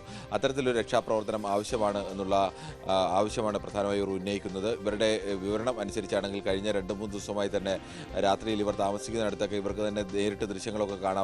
അവർ അയച്ചു തന്ന ദൃശ്യങ്ങളടക്കം പലതുമുണ്ട്. ആകാശത്ത് അത്തരം മിസൈലുകൾ വന്ന് പതിക്കുന്ന ദൃശ്യങ്ങളൊക്കെ ഉണ്ട്. മിസൈലുകളെ ആകാശത്ത് വെച്ച് തന്നെ ഇസ്രായേലിൻ്റെ അയൺ ഡോം തകർക്കുന്ന ദൃശ്യങ്ങളുമൊക്കെ പുറത്തു വന്നിട്ടുണ്ട്. എന്തായാലും അത്തരത്തിൽ കടുത്ത ഒരു അന്തരീക്ഷത്തിലാണ് നിൽക്കുന്നത്. ഇന്നലെ പ്രധാനമായും അവിടെ ആക്രമണമുണ്ടായത് ടെൽ-അവീവിലും ഹൈഫയിലുമാണ് ആക്രമണമുണ്ടായത്. ജനങ്ങൾ ഇവിടെയെല്ലാം ഭൂഗർഭ അറയിലേക്ക് മാറാൻ ഇസ്രായേൽ സർക്കാർ നിർദ്ദേശം നൽകിയിട്ടുണ്ട്. മധ്യ ഇസ്രായേലിലെ ജാഫയിലും യമൻ ഹൂതികൾ ഇന്നലെ മിസൈൽ ആക്രമണം നടത്തിയിട്ടുണ്ട് എന്നുള്ളതും റിപ്പോർട്ടുകൾ പുറത്തു വരുന്നുണ്ട്. കിരൺ, ഈ ഇന്ത്യൻ വിദ്യാർത്ഥികളും ഇക്കൂട്ടത്തിൽ പെടുന്നുണ്ടല്ലോ. 1500ഓളം വിദ്യാർത്ഥികൾ ഇറാനിലുണ്ട്. ഇവരുടെ കാര്യത്തിൽ നേരിട്ടുള്ള ഒരു ഇടപെടൽ സർക്കാരിൻ്റെ ഭാഗത്തു നിന്ന് ഉണ്ടാവുന്നുണ്ടോ? ഒപ്പം ഇന്നലെ വന്നിട്ടുള്ള ചില വെളിപ്പെടുത്തലുകൾ, ആയത്തുള്ള അലി ഖംനെയിയെ വധിക്കാൻ ഇസ്രായേൽ ആലോചിച്ചു, അതിന് അമേരിക്കയുടെ അനുവാദം തേടി, പക്ഷേ അമേരിക്ക അത് വീറ്റോ ചെയ്തു. അങ്ങനെയുള്ള വിവരങ്ങൾ കൂടി പുറത്തു വരുന്നുണ്ടല്ലോ. അതും പ്രധാനപ്പെട്ട ഒരു വിഷയം തന്നെയാണ്. അങ്ങനെ ഒരു വിവരം പുറത്ത്, പക്ഷേ ഔദ്യോഗികമായി എവിടെയും അത്തരം ഒരു വിവരം അമേരിക്കയോ അല്ലെങ്കിൽ ഇറാനോ അല്ലെങ്കിൽ ഇസ്രായേലോ പറയുന്നില്ല. അമേരിക്കയോ ഇസ്രായേലോ ആണ് അക്കാര്യത്തിൽ ഔദ്യോഗികമായി പറയേണ്ടത്. അമേരിക്കയിലെ ചില ഉന്നത ഉദ്യോഗസ്ഥരെ കോട്ട് ചെയ്തുകൊണ്ടാണ് പ്രധാനപ്പെട്ട ചില ഇന്റർനാഷണൽ ഏജൻസികൾ അങ്ങനെ ഒരു വാർത്ത റിപ്പോർട്ട് ചെയ്യുന്നത്. ഇസ്രായേൽ ആയത്തുള്ള ഖമേനിയെ വധിക്കാൻ തീരുമാനിച്ചതാണ്. അത് അമേരിക്കൻ പ്രസിഡന്റ് ട്രംപിന്റെ ഇടപെടൽ കൊണ്ട് അത് ഒഴിവാക്കുകയായിരുന്നു എന്നുള്ള റിപ്പോർട്ടുകളൊക്കെ വരുന്നുണ്ട്. അത്തരം റിപ്പോർട്ടുകളൊക്കെ ഇത്തരം യുദ്ധത്തിൻ്റെയും ഇത്തരം സംഘർഷത്തിൻ്റെ സാഹചര്യത്തിൽ സ്വാഭാവികമായും അതിനി അമേരിക്കയുടെ ഒരു പ്രതിച്ഛായ നിർമ്മാണത്തിൻ്റെ ഭാഗമായി അതങ്ങനെ ഒരു റിപ്പോർട്ടുകൾ പുറത്തു വന്നതാണോ അതോ ഇനി അങ്ങനെ തന്നെ യഥാർത്ഥത്തിൽ ഉണ്ടായോ, അതൊക്കെ പിന്നീട് അറിയേണ്ട യാഥാർത്ഥ്യമാണ്. എന്തായാലും ഇത്തരം വിഷയത്തിലൊക്കെ സജീവമായി ഇടപെടുന്ന ഒരാളാണ് അമേരിക്കൻ പ്രസിഡന്റ് ഡൊണാൾഡ് ട്രംപ്. നേരത്തെ തന്നെ ഇസ്രയേലും ഇറാനുമായി സമാധാനത്തിലേക്ക് പോകണം, അവരൊരു സമാധാന കരാറിലേക്ക് നീങ്ങണം എന്നൊക്കെ അദ്ദേഹം പരസ്യമായി ആവശ്യപ്പെട്ടിരുന്നു. ഇസ്രയേലിനെ എല്ലാ കാലത്തും ഇസ്രയേലിൻ്റെ ഏറ്റവും അടുത്ത ബന്ധുവും ഇസ്രയേലിൻ്റെ ഏറ്റവും വലിയ പിന്തുണക്കാരനും എല്ലാം അമേരിക്ക ആയിരിക്കുമ്പോൾ തന്നെ ഈ വിഷയത്തിൽ ഇറാനെ ആക്രമിച്ച വിഷയത്തിൽ ഏതെങ്കിലും തരത്തിൽ അമേരിക്കയ്ക്ക് ബന്ധമില്ല എന്നതും അദ്ദേഹം അവകാശപ്പെടുന്നുണ്ട്. ഒപ്പം തന്നെ എന്നാൽ അമേരിക്കയ്ക്ക് നേരെ ഏതെങ്കിലും തരത്തിൽ ആക്രമണം ഉണ്ടായിക്കഴിഞ്ഞാൽ അതിശക്തമായി തന്നെ ഇറാന് നേരെ തിരിച്ചടി ഉണ്ടാകുമെന്നും ഇസ്രയേലിന് തന്നെയാണ് തങ്ങളുടെ പിന്തുണയെന്നും കൂടി അറിയിക്കുന്നുണ്ട് ഡൊണാൾഡ് ട്രംപ്. എന്തായാലും അത്തരത്തിലേക്കുള്ള വാർത്തകളൊക്കെ പുറത്തു വരുന്നുണ്ട്. ട്രംപിന്റെ ഇടപെടൽ ആണ് എന്ന് പറ്റില്ല. അതിന് പ്രതിച്ഛായ നിർമ്മാണത്തിന് വേണ്ടിയുള്ള വാർത്തയാണോ അതോ അതിനപ്പുറത്തേക്ക് അത്ര ഒരു യാഥാർത്ഥ്യമുണ്ടോ എന്നതൊക്കെ പിന്നീട് അറിയേണ്ട വിഷയമാണ്. നമ്മളെ സംബന്ധിച്ച് അതിനേക്കാളൊക്കെ ഏറ്റവും പ്രധാനമായി നിൽക്കുന്നത് ഇന്ത്യൻ വിദ്യാർത്ഥികളുടെ ഒരു അവസ്ഥയാണ്. 1500-ലധികം ഇന്ത്യൻ വിദ്യാർത്ഥികൾ അവിടെ ഉണ്ട് എന്നുള്ളതാണ് ഒരു ഏകദേശ കണക്ക്. ഉള്ള എല്ലാ ഇന്ത്യൻ വിദ്യാർത്ഥികളും ഇന്ത്യൻ എംബസി ഒരു എക്സ് അക്കൗണ്ടിലേക്ക് നിങ്ങളുടെ വിവരങ്ങളെല്ലാം അറിയിക്കണമെന്ന് ആവശ്യപ്പെട്ടിട്ടുണ്ട്. കൃത്യമായ കണക്കുകൾ നമ്മുടെ എംബസിയിലും അത്തരം എത്രത്തോളം ഏകദേശം കണക്കിനപ്പുറത്തെ കൃത്യമായ കണക്കുകൾ കൂടി ലഭ്യമാകാൻ വേണ്ടിയാണ്. അവർ എവിടെയെല്ലാമാണ് ഉള്ളത് എന്ന വിവരങ്ങളുമൊക്കെ അറിയണം. എങ്കിൽ മാത്രമേ ആ രാജ്യത്ത് നിന്ന് ഇനി അടിയന്തര ഒരു സാഹചര്യം വന്നു കഴിഞ്ഞാൽ അവരെ മറ്റ് കരമാർഗം മറ്റേതെങ്കിലും ഒരു രാജ്യത്ത് എത്തിച്ച് അവിടെ നിന്ന് വേണം ഇന്ത്യയിലേക്ക് മടക്കി കൊണ്ടുവരാൻ. നേരത്തെ യുക്രൈനിലൊക്കെ പ്രശ്നങ്ങൾ ഉണ്ടായ സമയത്ത് ഇതാണ് വ്യോമാതിർത്തി അടച്ചു കഴിഞ്ഞാൽ ഒരു രാജ്യത്ത് നിന്ന് ആളുകളെ മറ്റു രാജ്യത്തേക്ക് എത്തിക്കണമെങ്കിൽ മറ്റേതെങ്കിലും സുരക്ഷിതമായ രാജ്യാതിർത്തിയിലേക്ക് വഴി കടർത്തി അവിടെ നിന്ന് വേണം എത്തിക്കാൻ. അതിനുള്ള ശ്രമമൊക്കെ ആരംഭിച്ചിട്ട് അത്തരം നീക്കങ്ങളൊക്കെ എന്തായാലും പരിഗണനയിലുണ്ട്. എന്തായാലും അത്തരം ഒരു നീക്കത്തിലേക്ക് ഇന്ത്യ ഔദ്യോഗികമായി പോകുന്നതായി എവിടെയെങ്കിലും അറിയിപ്പുകൾ വന്നിട്ടില്ല. റഷ്യയുടെ ഭാഗത്തു നിന്ന് റഷ്യൻ പൗരന്മാരെ എല്ലാം അത്തരത്തിൽ അവിടെ നിന്ന് മാറ്റിയിട്ടുണ്ട്. അത്തരമൊരു നീക്കം റഷ്യ നടത്തുമ്പോൾ സ്വാഭാവികമായും അങ്ങനെ ഒരു വലിയ യുദ്ധത്തിലേക്ക് അല്ലെങ്കിൽ വലിയൊരു പോരാട്ടത്തിലേക്കോ അല്ലെങ്കിൽ നാശനഷ്ടത്തിലേക്കോ ഒക്കെ നീങ്ങാനുള്ള സാധ്യത മുൻകൂട്ടി കാണുന്നു എന്ന് വേണം കരുതാൻ. എന്തായാലും അവിടെ നിൽക്കുന്ന വിദ്യാർത്ഥികൾ വളരെയധികം ഭയചകിതരാണ്. അവരുടെ സന്ദേശങ്ങൾ വരുന്നതെല്ലാം തന്നെ അവർ ഭയപ്പെട്ട് കണ്ട് കഴിഞ്ഞ 3 ദിവസമായി ഉറങ്ങിയിട്ട് എന്നുള്ളത് അവർ പറയുന്നു. കുടിവെള്ളം തന്നെ കിട്ടുന്നില്ല എന്ന് പറയുന്നു. ഭൂഗർഭ അറകളിലാണ് പലരും നിൽക്കുന്നത്. ഭൂഗർഭ അറകളിൽ പരിമിതമായ ഭക്ഷണം മാത്രം കഴിച്ചുകൊണ്ട് പുറത്തിറങ്ങാൻ കഴിയാതെ ഭയചകിതരായി നിൽക്കേണ്ട അവസ്ഥയാണ്. വീടുകളിലും ഫ്ലാറ്റുകളിലും ഒക്കെ കഴിയുന്നവർ അവിടെ നിന്ന് എടുക്കുന്ന മൊബൈൽ വഴി പകർത്തിയ ദൃശ്യങ്ങൾ തന്നെ ആകാശത്ത് ഒട്ടേറെ ഈ മിസൈലുകൾ വന്ന് പതിക്കുന്നതും അതിനെ ചില മിസൈലുകളൊക്കെ അയൺ ഡോം ഇസ്രയേലിൻ്റെ അയൺ ഡോം ആകാശത്ത് വെച്ച് തന്നെ തകർക്കുന്നതും ഒക്കെ കാണാം. പക്ഷേ ഇങ്ങനെ തകർത്താലും ഇടയ്ക്ക് ചില മിസൈലുകളൊക്കെ അവിടെ വന്ന് പതിക്കുന്നുണ്ട് എന്നതുകൂടി ആ ദൃശ്യങ്ങളിൽ നിന്നൊക്കെ വ്യക്തമാണ്. അത്രത്തോളം എന്തായാലും ഭയം കുട്ടികൾക്കുണ്ട്. അവരുടെ കാര്യത്തിൽ അടിയന്തരമായ ഒരു ഇടപെടൽ വേണം എന്നുള്ള ആവശ്യമാണ് ഈ വിദ്യാർത്ഥികൾ പ്രധാനമായും ഉന്നയിക്കുന്നത്. ശരി, ആർ കിരൺ ബാബുവാണ് വിവരങ്ങൾ നൽകിയത് ഇന്റർനാഷണൽ ഡെസ്കിൽ നിന്ന്. അതേസമയം ഇരു രാജ്യങ്ങളോടും ബഹുമാനമുണ്ടെന്ന് അമേരിക്കൻ പ്രസിഡന്റ് ഡൊണാൾഡ് ട്രംപ് പ്രതികരിച്ചു. സമാധാന ചർച്ചകൾക്ക് സമയമായെന്നും ട്രംപ് പറഞ്ഞു. ഇറാന്റെ ആക്രമണത്തിൽ അമേരിക്ക നേരിട്ട് ഇതുവരെ ഇടപെട്ടിട്ടില്ല. അതേസമയം ഇനി ഇടപെടുമോ എന്ന് പറയാനുമാകില്ല. നേരത്തെ ഫോക്സ് ന്യൂസിന് നൽകിയ അഭിമുഖത്തിൽ അമേരിക്കൻ സഹായം ആക്രമണത്തിനുണ്ടെന്ന് ഇസ്രായേൽ പ്രധാനമന്ത്രി ബെഞ്ചമിൻ നെതന്യാഹു വ്യക്തമാക്കിയിരുന്നു. ഇപ്പോൾ വരുന്ന മറ്റൊരു വാർത്ത, നേരത്തെ നമ്മൾ 3 പെൺകുട്ടികളെ കാണാതായി എന്നൊരു വിവരം പറഞ്ഞിരുന്നു. എറണാകുളത്ത് പറവൂരിൽ നിന്ന് ആ കുട്ടികളെ തൃശ്ശൂരിൽ കുന്നംകുളത്ത് വെച്ച് കണ്ടുകിട്ടി എന്ന വിവരം ഇതിനിടെ വരുന്നുണ്ട്. മറ്റു വാർത്തകൾ നോക്കാം നമുക്ക്. അഹമ്മദാബാദ് വിമാനാപകടത്തിൽ മരിച്ച കൂടുതൽ പേരുടെ DNA പരിശോധനാ ഫലം ഇന്ന് ലഭിക്കും. ഇതുവരെ 80 പേരുടെ ഫലമാണ് ലഭിച്ചത്. അന്തരിച്ച മുൻ മുഖ്യമന്ത്രി വിജയ് രൂപാണിയുടെ മൃതദേഹം വഹിച്ചുള്ള വിലാപയാത്ര ഇന്ന് രാജ്കോട്ടിലെത്തും. അപകടത്തിന്റെ പശ്ചാത്തലത്തിൽ കേന്ദ്ര വ്യോമയാന മന്ത്രാലയം രൂപീകരിച്ച ഉന്നതതല സമിതി ഇന്ന് യോഗം ചേരും. ER രാഗേഷ് വിവരങ്ങളുമായി. രാഗേഷ്, ഏറ്റവും പ്രധാനം ഈ മൃതദേഹങ്ങൾ തിരിച്ചറിയുക എന്ന വലിയൊരു ദൗത്യം തന്നെയാണ്. മരണസംഖ്യ വെച്ച് നോക്കുമ്പോൾ അതിൻ്റെ ഒരു 1/3 മൃതദേഹങ്ങൾ മാത്രമേ ഇപ്പോഴും തിരിച്ചറിയാൻ കഴിഞ്ഞിട്ടുള്ളൂ. പരിശോധനകൾ എങ്ങനെയാണ് നടക്കുന്നത്? ഒപ്പം ഈ അപകടത്തെ സംബന്ധിച്ചുള്ള അന്വേഷണ സംഘങ്ങൾ 8 സംഘങ്ങൾ ഇപ്പോൾ അന്വേഷണം നടത്തുന്നുള്ളൂ. അവരുടെ അന്വേഷണം ഏത് ഘട്ടത്തിലാണ്?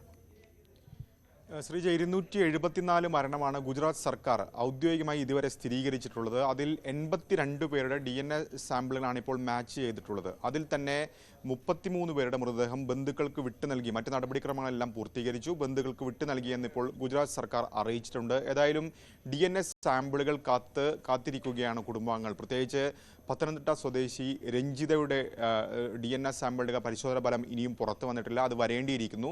സാധാരണഗതിയിൽ ഏതാണ്ട് 73 മണിക്കൂറാണ്. എത്രയും വേഗത്തിൽ ചെയ്താൽ പോലും 73 മണിക്കൂറാണ് ഇതിൻ്റെ ഒരു റിസൾട്ട് വരാനുള്ള സമയമെടുക്കും എന്നാണ് അധികൃതർ പറയുന്നത്. ഇന്ന് ശനിയാഴ്ച രാവിലെ തന്നെ രഞ്ജിതയുടെ സഹോദരൻ രതീഷ് അവിടെ എത്തുകയും അദ്ദേഹത്തിൻ്റെ സാമ്പിളുകൾ ശേഖരിക്കുകയും ചെയ്തു. സ്വാഭാവികമായും ഇന്നോ അല്ലെങ്കിൽ നാളെയോ പരിശോധന ഫലം പുറത്തു വരേണ്ടതാണ്. ഏതായാലും അതിനുള്ള നടപടിക്രമങ്ങൾ ഇപ്പോൾ പുരോഗമിച്ചു വരുന്നു എന്നാണ് സംസ്ഥാന സർക്കാർ അറിയിച്ചിരിക്കുന്നത്. ഏതാണ്ട് 36 ഡോക്ടർമാർ ഇതിനോടകം തന്നെ ഇതിനു വേണ്ടി മാത്രം ചുമതലപ്പെടുത്തിയിട്ടുണ്ട്. അപ്പോൾ പോലും ശ്രീജ സൂചിപ്പിച്ച പോലെ തന്നെ 82 പേർ എന്ന് പറയുമ്പോൾ 1/3 പേരുടെ മൃതദേഹം മാത്രമാണ് ഈ ഘട്ടത്തിൽ തിരിച്ചറിയാൻ സാധിച്ചിട്ടുള്ളത്. ഇന്നലെ ഏതായാലും വിജയ് റൂപാനിയുടെ മൃതദേഹം തിരിച്ചറിഞ്ഞിരുന്നു. ഇന്ന് രാജ്കോട്ടിൽ വിലാപയാത്ര നടത്തുമെന്നാണ് അറിയിച്ചിട്ടുള്ളത്. സംസ്ഥാന സർക്കാർ ഔദ്യോഗികമായി ഇന്ന് ദുഃഖാചരണം പ്രഖ്യാപിക്കുകയും ചെയ്തിട്ടുണ്ട്. കാരണം മുൻ മുഖ്യമന്ത്രിയാണ്, രാജ്കോട്ട് അദ്ദേഹത്തിൻ്റെ തട്ടകമാണ്. അവിടെ ഇന്ന് വൈകിട്ടാണ് വിലാപയാത്ര നടക്കുക. ഏതായാലും അന്വേഷണവും ഒരു വശത്ത് ഊർജിതമായി തന്നെ നടക്കുന്നുണ്ട്. നേരത്തെ AAIB ആണ് ആദ്യം അന്വേഷണം പ്രഖ്യാപിച്ചത്. അവരുടെ അന്വേഷണം നടക്കുന്നു. സ്ഥലത്ത് ഇപ്പോഴും അവർ ക്യാമ്പ് ചെയ്തുകൊണ്ടാണ് അന്വേഷണം നടത്തുന്നത്. ഇതുകൂടാതെ കേന്ദ്ര സർക്കാർ തന്നെ ഒരു ഉന്നതതല സമിതിക്ക് രൂപം നൽകിയിരുന്നു. ആ സമിതിയെ നയിക്കുന്നത് കേന്ദ്ര ആഭ്യന്തര സെക്രട്ടറിയാണ്. ഗുജറാത്ത് സർക്കാരിലെ ഉദ്യോഗസ്ഥരുണ്ട്. ഒപ്പം തന്നെ വ്യോമയാന സെക്രട്ടറിയും ഈ സമിതിയിൽ അംഗമാണ്. അവർ ഇന്ന് യോഗം ചേർന്നുകൊണ്ട് ഈ അന്വേഷണത്തിന്റെ സാഹചര്യം, പുരോഗതിയൊക്കെ തന്നെ വിലയിരുത്തും. ഇതിന് പുറമെ ചില നിർദ്ദേശങ്ങൾ കൂടി സമർപ്പിക്കാൻ അവരോട് ആവശ്യപ്പെട്ടിട്ടുണ്ട്. പ്രത്യേകിച്ച് എന്തൊക്കെ മാറ്റങ്ങൾ ഈ വ്യോമയാന രംഗത്ത് കൊണ്ടുവരണം, പ്രത്യേകിച്ച് സുരക്ഷ അടക്കമുള്ള കാര്യങ്ങളിൽ ഇനി ഭാവിയിൽ ഇത്തരത്തിലുള്ള അപകടം ഉണ്ടാകാതിരിക്കാനുള്ള ചില നിർദ്ദേശങ്ങൾ കൂടി നൽകണം. അങ്ങനെ 3 മാസത്തെ സമയമാണ് ആ സമിതിക്ക് നൽകിയിട്ടുള്ളത്. ആ സമിതി ഏതായാലും ഇന്ന് യോഗം ചേരുന്നുണ്ട്. ഒപ്പം ഇന്നലെ ബോയിങ്ങിലെ ഉദ്യോഗസ്ഥർ അഹമ്മദാബാദിലെത്തിയിരുന്നു. അവർ ഈ അപകട സ്ഥലത്ത് ക്യാമ്പ് ചെയ്യുന്നുണ്ട്. ഇതിനു പുറമെ UK-യിലുള്ള സംഘവും അന്വേഷണത്തിനായി ഇപ്പോൾ അഹമ്മദാബാദിലെത്തിയിട്ടുണ്ട്. ശ്രീജ. ശരി, രാഗേഷാണ് വിവരങ്ങൾ നൽകിയത് ന്യൂസ് ഡെസ്കിൽ നിന്ന്.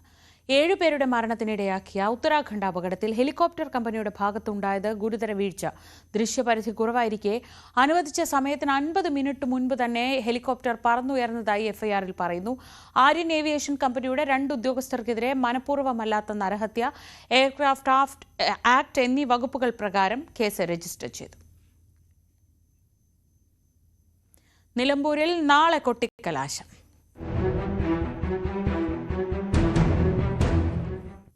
നിലമ്പൂർ ഉപതെരഞ്ഞെടുപ്പിൽ പ്രചാരണത്തിന് അവസാന മണിക്കൂറുകളിൽ സർവ്വ ആയുധങ്ങളും തേച്ചു മിനുക്കുകയാണ് മുന്നണികളും PV അൻവറും. പ്രിയങ്ക ഗാന്ധിയുടെ റോഡ് ഷോ നൽകിയ ആവേശത്തിലാണ് UDF ക്യാമ്പുള്ളത്. മുഖ്യമന്ത്രി പിണറായി വിജയൻ പങ്കെടുത്ത പൊതുയോഗങ്ങളിലെ വലിയ ജനപങ്കാളിത്തം ഇടത് കേന്ദ്രങ്ങളുടെ പ്രതീക്ഷ കൂട്ടുന്നു. യൂസഫ് പഠാന്റെ റോഡ് ഷോ ഹിറ്റായതോടെ മുൻനിരയിലേക്ക് PV അൻവറും എത്തിക്കഴിഞ്ഞു. അൻവർ പിടിക്കുന്ന വോട്ടുകൾ ആരെ വീഴ്ത്തുമെന്നതാണ് മുന്നണികളിലെ പ്രധാനപ്പെട്ട ആശങ്ക. BJPയും കഴിഞ്ഞ തവണത്തെ വോട്ടെങ്കിലും നിലനിർത്താനുള്ള കഠിനമായ പരിശ്രമം നടത്തുന്നുണ്ട്. വിശദാംശങ്ങളുമായി CV അനുമോദും VV അരുണും നിലമ്പൂരിൽ നിന്ന് ചേരുന്നു. ആദ്യം അനുമോദിലേക്ക്. അനുമോദ്, ആവേശം അതിന്റെ ഉച്ചസ്ഥായിയിൽ എത്തിക്കഴിഞ്ഞിരിക്കുന്നു. പ്രിയങ്കയും പിണറായിയും ഒക്കെയായി ഒപ്പം PV അൻവറിന്റെ റോഡ് ഷോയും ഒക്കെയായി എന്തായാലും ആവേശം നിറഞ്ഞ ഒരു ഉപതെരഞ്ഞെടുപ്പ് കാലമാണ് കടന്നു പോകുന്നത്. നാളെ വൈകുന്നേരം വരെ സമയമുണ്ട്. ഈ അവസാന നിമിഷം ഈ ആവേശം ഏതൊക്കെ രീതിയിൽ പുറത്തെടുക്കാനാണ് ആലോചനകൾ നടക്കുന്നത്?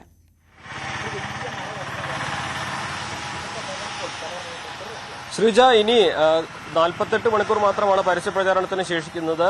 നാളെ വൈകുന്നേരത്തോടെ അത് അവസാനിക്കുന്നു. സ്വാഭാവികമായിട്ടും ഇതുവരെ ഓരോ ദിവസങ്ങളിൽ ഓരോ വിഷയങ്ങൾ മുൻനിർത്തി നടത്തിയ പ്രചരണങ്ങളൊക്കെ അതിന്റെ ക്ലൈമാക്സിലേക്ക് അടുക്കുകയാണ്. എല്ലാം ചർച്ചയാവുന്ന ഒരു നിലമ്പൂരാണ് ഇപ്പോൾ നമുക്ക് കാണാനാകുന്നത്. വന്യജീവി വിഷയങ്ങളും പെൻഷൻ പ്രശ്നവും അതിനു പുറമെ ജമാഅത്തെ ഇസ്ലാമിയുമായിട്ടുള്ള കൂട്ടുകെട്ടും ഇസ്രായേൽ യുദ്ധം വരെ നിലമ്പൂരിൽ വലിയ പ്രചരണ വിഷയങ്ങളായി മാറിയിട്ടുണ്ട്. ഇന്നിനി പ്രധാനമായിട്ടും ഏതെല്ലാം കാര്യങ്ങൾ ഇതിന്റെ എല്ലാം ക്ലൈമാക്സിലേക്ക് എത്തുമ്പോൾ ഏതെല്ലാം കാര്യങ്ങളാകും മുന്നണികൾ ഉന്നയിക്കുക എന്നുള്ളതാണ് പ്രധാനം. ഇന്നിപ്പോൾ രാവിലെ ആരോൺ ഷൗക്കത്ത് പറഞ്ഞത് വനനിയമങ്ങളെ കുറിച്ചായിരുന്നു. ഇതേ വന്യനിയമം ഉള്ളപ്പോഴാണ് UDF ഭരിക്കുന്ന സമയത്ത് ഇത്രയും പ്രശ്നങ്ങൾ ഇല്ലാതെ കാര്യങ്ങൾ പരിഹരിച്ചിരുന്നത് എന്ന് പറയുമ്പോൾ വനനിയമത്തിന്റെ പ്രശ്നമല്ല, അത് നടപ്പിലാക്കുന്നതിന്റെ കൈകാര്യം ചെയ്യുന്നതിന്റെ പ്രശ്നമാണെന്ന് ആര്യടൻ ഷൗക്കത്ത് പറഞ്ഞു വെക്കുകയാണ്. ഒപ്പം തന്നെ PV അൻവറിന്റെ റോഡ് ഷോയിലെ ജനപങ്കാളിത്തം അത് ഇരു മുന്നണികൾക്കും ആ വോട്ടായി മാറും, അൻവറിന് അത് വോട്ടായി മാറുന്ന ഒരു ആൾക്കൂട്ടമാകുമോ എന്നൊരു ആശങ്ക നൽകുന്നുണ്ട്. പക്ഷേ ഇവിടെ LDF-ഉം UDF-ഉം തമ്മിലാണ് മത്സരമെന്ന് പറഞ്ഞ് സ്വരാജ് ആകട്ടെ അരുൺ ഷൗക്കത്ത് ആകട്ടെ അക്കാര്യത്തിൽ ആശങ്കകളില്ല എന്ന് പറയുകയാണ്. പക്ഷേ അൻവർ പിടിക്കുന്ന വോട്ട് തന്നെയാണ് ഈ ഒരു തെരഞ്ഞെടുപ്പിൽ നിർണായകമാവുക. ഇതിന്റെ ഫലം നിർണ്ണയിക്കുന്നതിൽ, വിധി നിർണ്ണയിക്കുന്നതിൽ ഏറ്റവും പ്രധാനപ്പെട്ട കാര്യമെന്ന് യാതൊരു തർക്കവുമില്ല. അതുപോലെ തന്നെ ഇന്ന് KC വേണുഗോപാലും PK കുഞ്ഞാലിക്കുട്ടിയും ദിക്കലി ഷിയാബ്ദങ്ങളും ഒക്കെ സജീവ പ്രചരണത്തിന് ഇറങ്ങുന്ന ഒരു ദിവസം കൂടിയാണ്. അവരെല്ലാം തന്നെ ഫീൽഡിൽ വിവിധ കുടുംബയോഗങ്ങളിലും പൊതുസമ്മേളനങ്ങളും പങ്കെടുക്കുന്നുണ്ട്. UDF-നെ സംബന്ധിച്ച് അവരുടെ കരുത്തുള്ള കോട്ടകളിൽ പ്രധാനപ്പെട്ട നേതാക്കളെ തന്നെ രംഗത്തിറക്കി ഓരോ വോട്ടും ഉറപ്പിക്കുകയാണ് ചെയ്യുന്നത്. ഏറ്റവും പ്രധാനപ്പെട്ട കാര്യം UDF-ന്റെ കോട്ടത്തലങ്ങളിലാണ് PV അൻവർ ഏറ്റവും അധികം സമയം ചെലവഴിക്കുന്നത് എന്നതുകൂടി ഇതിനൊപ്പം ചേർത്ത് പറയേണ്ടതുണ്ട്. അങ്ങനെ നോക്കുമ്പോൾ UDF അവരുടെ മുൻനിര നേതാക്കളെ എല്ലാം രംഗത്തിറക്കി ഓരോ വോട്ടും ഉറപ്പിക്കാനുള്ള ശ്രമം ഊർജിതമാക്കിയിട്ടുണ്ട്. അൻവർ ഇന്ന് നിലമ്പൂർ നഗരസഭാ മേഖലയിലാണ് കൂടുതൽ പ്രചരണത്തിനായി നിശ്ചയിച്ചിരിക്കുന്നത്. LDFന്റെ റോഡ് ഷോയും വഴിക്കടവിൽ നിന്ന് ആരംഭിക്കുന്നുണ്ട്. SDPയുടെ റോഡ് ഷോയും വഴിക്കടവിൽ നിന്ന് ആരംഭിക്കുന്നുണ്ട്. അത്തരത്തിൽ സജീവമായി ഇനിയുള്ള സമയം പരമാവധി വോട്ടർമാരെ നേരിൽ കണ്ട് വോട്ടുറപ്പിക്കാനുള്ള തീവ്ര ശ്രമത്തിലാണ് മുന്നണികളെല്ലാം തന്നെ. ശ്രീജ. ശരി, CV അനുമോദാണ് വിവരങ്ങൾ നൽകിയത്. മുഖ്യമന്ത്രി അടക്കം വാഗ്ദാനങ്ങളും പ്രലോഭനങ്ങളും നടത്തുന്നത് തോൽവി മുന്നിൽ കണ്ടെന്നാണ് UDF സ്ഥാനാർത്ഥി ആര്യാടൻ ഷൗക്കത്ത് പറയുന്നത്. UDF ചരിത്ര ഭൂരിപക്ഷം നേടുമെന്നും ഷൗക്കത്ത് പറഞ്ഞു. തോൽവി കൃത്യമായിട്ടും അറിഞ്ഞ മുന്നണിയായി ഇടതുപക്ഷം മാറി. അതുകൊണ്ട് തന്നെ മുഖ്യമന്ത്രിയാണെങ്കിലും മന്ത്രിമാരാണെങ്കിലും ഇവിടെ ക്യാമ്പ് ചെയ്ത് ഇവിടെ ചെയ്യുന്ന ഓരോ പരിപാടികൾ നിങ്ങൾക്കറിയാലോ. പല വാഗ്ദാനങ്ങൾ കൊടുക്കുന്നു, പല പ്രലോഭനങ്ങൾ കൊടുക്കുന്നു. ഇതൊക്കെ നടന്നുകൊണ്ടിരിക്കുകയാണ്. ഇതൊക്കെ പരമാവധി അവർ പ്രയോഗിക്കുന്നുണ്ട്. പക്ഷേ ഇതൊക്കെ തൃക്കാക്കരയിൽ പ്രയോഗിച്ചിരുന്നു, പാലക്കാട് പ്രയോഗിച്ചിരുന്നു, അതുപോലെ പുതുപ്പള്ളിയിലും പ്രയോഗിച്ചിരുന്നു. ഇതൊക്കെ അവിടേക്ക് അത് പ്രയോഗിച്ചപ്പോൾ നമുക്ക് ഭൂരിപക്ഷം വർദ്ധിക്കുക ചെയ്തത്. നേതാക്കൾ മുഖ്യമന്ത്രി മണ്ഡലത്തിൽ വരുമ്പോൾ കോൺഗ്രസിന്റെ നേതാക്കൾ അസ്വസ്ഥരാകുന്നത് എന്തിനെന്ന് M സ്വരാജ്. ഭയമില്ലെന്ന് പറയുകയും അസ്വസ്ഥരാവുകയും ചെയ്യുകയാണ് UDF. വന്യജീവി പ്രശ്നം കോൺഗ്രസ് ഉയർത്തുകയാണെങ്കിൽ അത് സ്വാഗതാർഹമെന്നും M സ്വരാജ് പറഞ്ഞു. കോൺഗ്രസിന്റെ നേതാക്കന്മാര് മുഖ്യമന്ത്രി ഇവിടെ മണ്ഡലത്തിൽ വരുമ്പോൾ അതിനെ വിമർശിക്കുകയും അധിക്ഷേപിക്കുകയൊക്കെയാണ് ചെയ്യുന്നത്. UDFന്റെ ആരെങ്കിലും വരുമ്പോൾ ഞങ്ങൾ അങ്ങനെ എന്തെങ്കിലും പറഞ്ഞിട്ടുണ്ടോ? അപ്പൊ അവരുടെ പ്രധാനപ്പെട്ട നേതാക്കന്മാർ വരുന്നത് സംബന്ധിച്ച് ഞാൻ എന്തെങ്കിലും ഒരു നെഗറ്റീവായ അഭിപ്രായം നിങ്ങളോട് പറഞ്ഞിട്ടുണ്ടോ? ഒരു മുന്നണിയുടെ പ്രചരണത്തിന് ആര് വരണം എന്നൊക്കെ ആ മുന്നണിയല്ലേ തീരുമാനിക്കേണ്ടത്. മറ്റുള്ളവർക്ക് അതിലെന്ത് കാര്യം? അവരവരുടെ കാര്യം നോക്കുന്നു പറയാനല്ലാതെ മറ്റു കാര്യങ്ങളിലേക്കൊന്നും ഞാൻ പോകുന്നില്ല. മുഖ്യമന്ത്രി വന്നപ്പോൾ എന്തായിരുന്നു നാടിന്റെ പ്രതികരണം എന്ന് ഞാൻ പറയേണ്ട കാര്യമില്ല. മാധ്യമപ്രവർത്തകർ കണ്ടിട്ടുള്ളതാണ്. അപ്പൊ അത് അസ്വസ്ഥത ഉണ്ടാക്കുന്നു എന്നാണ് നമുക്ക് മനസ്സിലാകുന്നത്. ആ അസ്വസ്ഥതയ്ക്ക് ഇപ്പം നമുക്ക് പരിഹാരമൊന്നും ചെയ്യാനില്ല. പ്രിയങ്ക ഗാന്ധിയെ പരിഹസിച്ച് സ്വരാജ്. അബദ്ധം പറയുന്നവർക്കെതിരെ കേസെടുക്കാൻ കഴിയില്ലല്ലോ എന്ന് സ്വരാജ് ചോദിച്ചു. തെരഞ്ഞെടുപ്പ് അടുക്കുമ്പോൾ പെൻഷൻ കൊടുക്കുന്നു എന്ന പ്രിയങ്ക ഗാന്ധിയുടെ പരാമർശത്തിലാണ് പ്രതികരണം. പെൻഷൻ തെരഞ്ഞെടുപ്പ് അടുക്കുമ്പോഴാണ് കൊടുക്കുന്നത് എന്ന് കേരളത്തിൽ വന്ന ഒരാൾ പറഞ്ഞാൽ അത് ശരിയാണോ എന്നുള്ളത് നിങ്ങൾക്കറിയുന്ന കാര്യമല്ലേ. പെൻഷൻ തെരഞ്ഞെടുപ്പ് അടുക്കുമ്പോഴാണോ കൊടുക്കുന്നത്? ഇടയ്ക്ക് കേന്ദ്രത്തിന്റെ സാമ്പത്തിക ഉപരോധത്തെ തുടർന്ന് ചില മാസങ്ങളിൽ കുടിശ്ശികയായിരുന്നു. ആ കുടിശ്ശിക പിന്നീട് ഘട്ടം ഘട്ടമായി കൊടുത്തു തീർക്കുകയല്ലേ ചെയ്തത്. ഈ മാസം കൊടുത്തത് ഈ മാസത്തെ പെൻഷനും ഒരു മാസത്തെ കുടിശ്ശികയാണ് കൊടുത്തത്. അത് കൊടുത്തുകൊണ്ടിരിക്കുകയല്ലേ കഴിഞ്ഞ ഏതാനും മാസങ്ങളായിട്ട്. നിലമ്പൂർ ഉപതെരഞ്ഞെടുപ്പ് പ്രഖ്യാപിച്ചതിന് ശേഷമാണ്.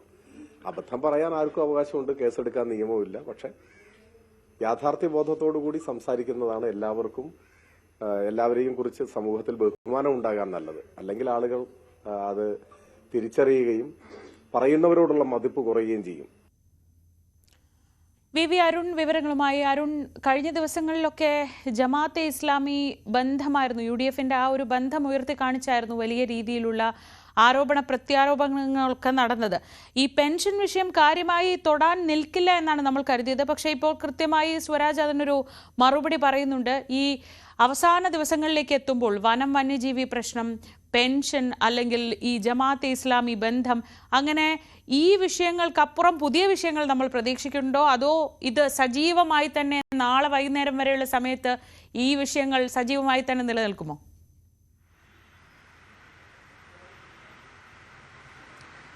ശ്രീജ, പെൻഷൻ വിഷയം തുടക്കം മുതൽ ഇടതുമുന്നണി ഉന്നയിച്ചിരുന്നു. KC വേണുഗോപാലിന്റെ കൈക്കൂലി പരാമർശമായിരുന്നു ഇടതുമുന്നണിയുടെ ഏറ്റവും വലിയ പ്രചരണ ആയുധം ആദ്യഘട്ടത്തിൽ തെരഞ്ഞെടുപ്പിന്റെ. പിന്നീട് അതിനെ KC വേണുഗോപാൽ തിരുത്തു പറഞ്ഞു. ഇങ്ങനെ ഞാൻ അവരെ അവമാനിച്ചതല്ല, പകരം ഇത്തരത്തിൽ തെരഞ്ഞെടുപ്പ് സമയത്ത് പെൻഷൻ കൊടുക്കുന്നത്, അതായത് ആ കാര്യം മാത്രമാണ് എതിർത്തത്. ഇന്നലെ മുഖ്യമന്ത്രി പെൻഷൻ വർദ്ധിപ്പിക്കാൻ സർക്കാർ നേരത്തെ തന്നെ തീരുമാനമെടുത്തു, അല്ലെങ്കിൽ വർദ്ധിപ്പിക്കും, ഉചിതമായ സമയത്ത് വർദ്ധിപ്പിക്കുമെന്ന് മുഖ്യമന്ത്രിയും പറയുന്നുണ്ട്. പെൻഷനെ K കരുണാകരന്റെ കാലത്തൊട്ട് പെൻഷനെ തൊട്ട് കർഷകക്ഷേമ പെൻഷനെ തൊട്ട് എതിർത്ത കാര്യങ്ങൾ ഇടതുമുന്നണി പറയുന്നുണ്ട്.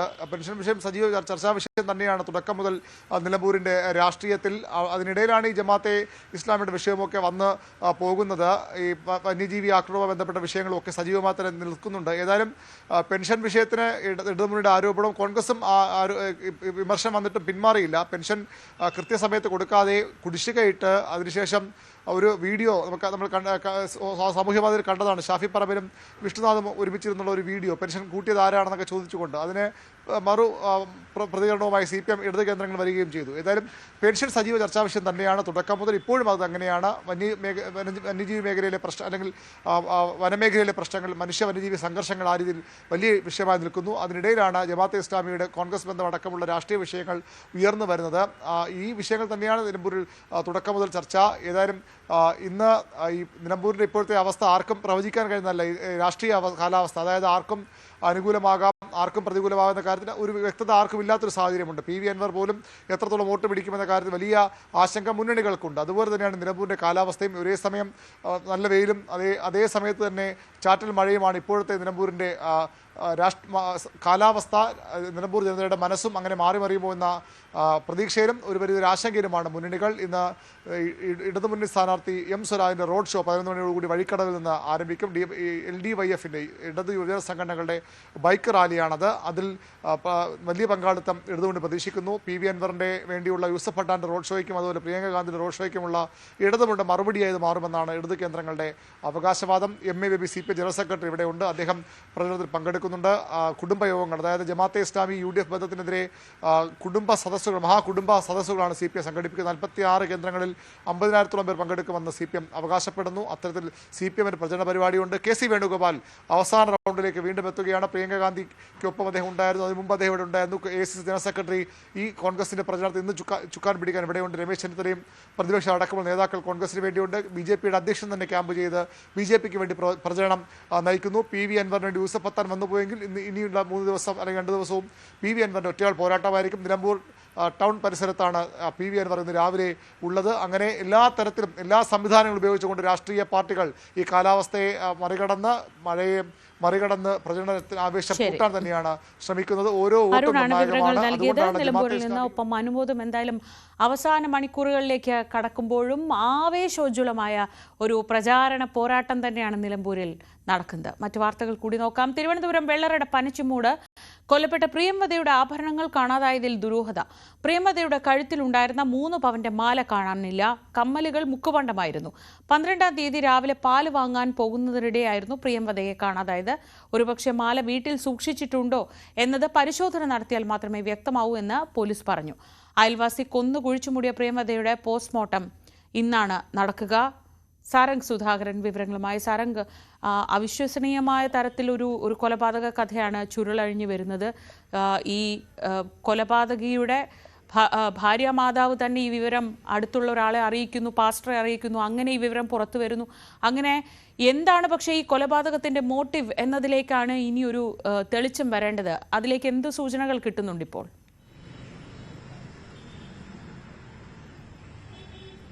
നിലവിൽ 2 പ്രതികളും അറസ്റ്റിലായെങ്കിലും ഈ കൊലപാതകത്തിലേക്ക് നയിച്ച കാരണം എന്താണെന്ന് കണ്ടെത്താനുള്ള നീക്കത്തിലാണ് പോലീസ്. പ്രതികളിൽ ഒരാൾ കുറ്റം സംഭവിച്ചിട്ടുണ്ടെങ്കിലും ആ മൊഴി, അതായത് ഇത്തരത്തിലൊരു സാമ്പത്തിക തർക്കമാണ് ഇത്തരത്തിലേക്ക് ഒരു കൊലപാതകത്തിലേക്ക് നയിച്ചത് എന്ന് പറയുന്നുണ്ടെങ്കിലും ഈ മൊഴി പോലീസ് മുഴുവനായും വിശ്വാസത്തിലെടുത്തിട്ടില്ല. കാരണം ഇതിന് പിന്നിൽ മറ്റെന്തെങ്കിലും കാരണമുണ്ടോ എന്ന് പൂർണ്ണമായുള്ള ഒരു അന്വേഷണത്തിൽ മാത്രമേ മനസ്സിലാവുള്ളൂ. മാത്രമല്ല മൃതശരീരം ഇന്നലെ വീണ്ടെടുത്തെങ്കിലും അതിലെ പോസ്റ്റ്മോർട്ടം നടപടികളും മറ്റും പൂർത്തീകരിച്ച ശേഷം മാത്രമേ ഏത് രീതിയിലാണ് കൊലപ്പെടുത്തിയത്, ഇതിനു മുൻപ് അതായത് കൊലപ്പെടുത്തുന്നതിന് മുന്നേ ക്രൂരമായ പീഡനത്തിനിരയായോ അങ്ങനെയുള്ള മറ്റുള്ള കാര്യങ്ങളൊക്കെ മനസ്സിലാക്കിയ ശേഷം മാത്രമായിരിക്കും ഈ ഒരു കൊലപാതകത്തിന്റെ മൊത്തത്തിലുള്ളൊരു ചിത്രം നമുക്ക് മുന്നിൽ വ്യക്തമാവുകയുള്ളൂ. മാത്രമല്ല ഇത് നിലവിലുള്ള വിവരങ്ങൾ അടിസ്ഥാനത്തിൽ സ്വർണ്ണാഭരണങ്ങൾ നഷ്ടമായി എന്ന് പറയപ്പെടുന്നുണ്ട്. അതിൽ കമ്മലുകൾ മുക്കുമണ്ഡമാണെന്ന് പറയുന്നു.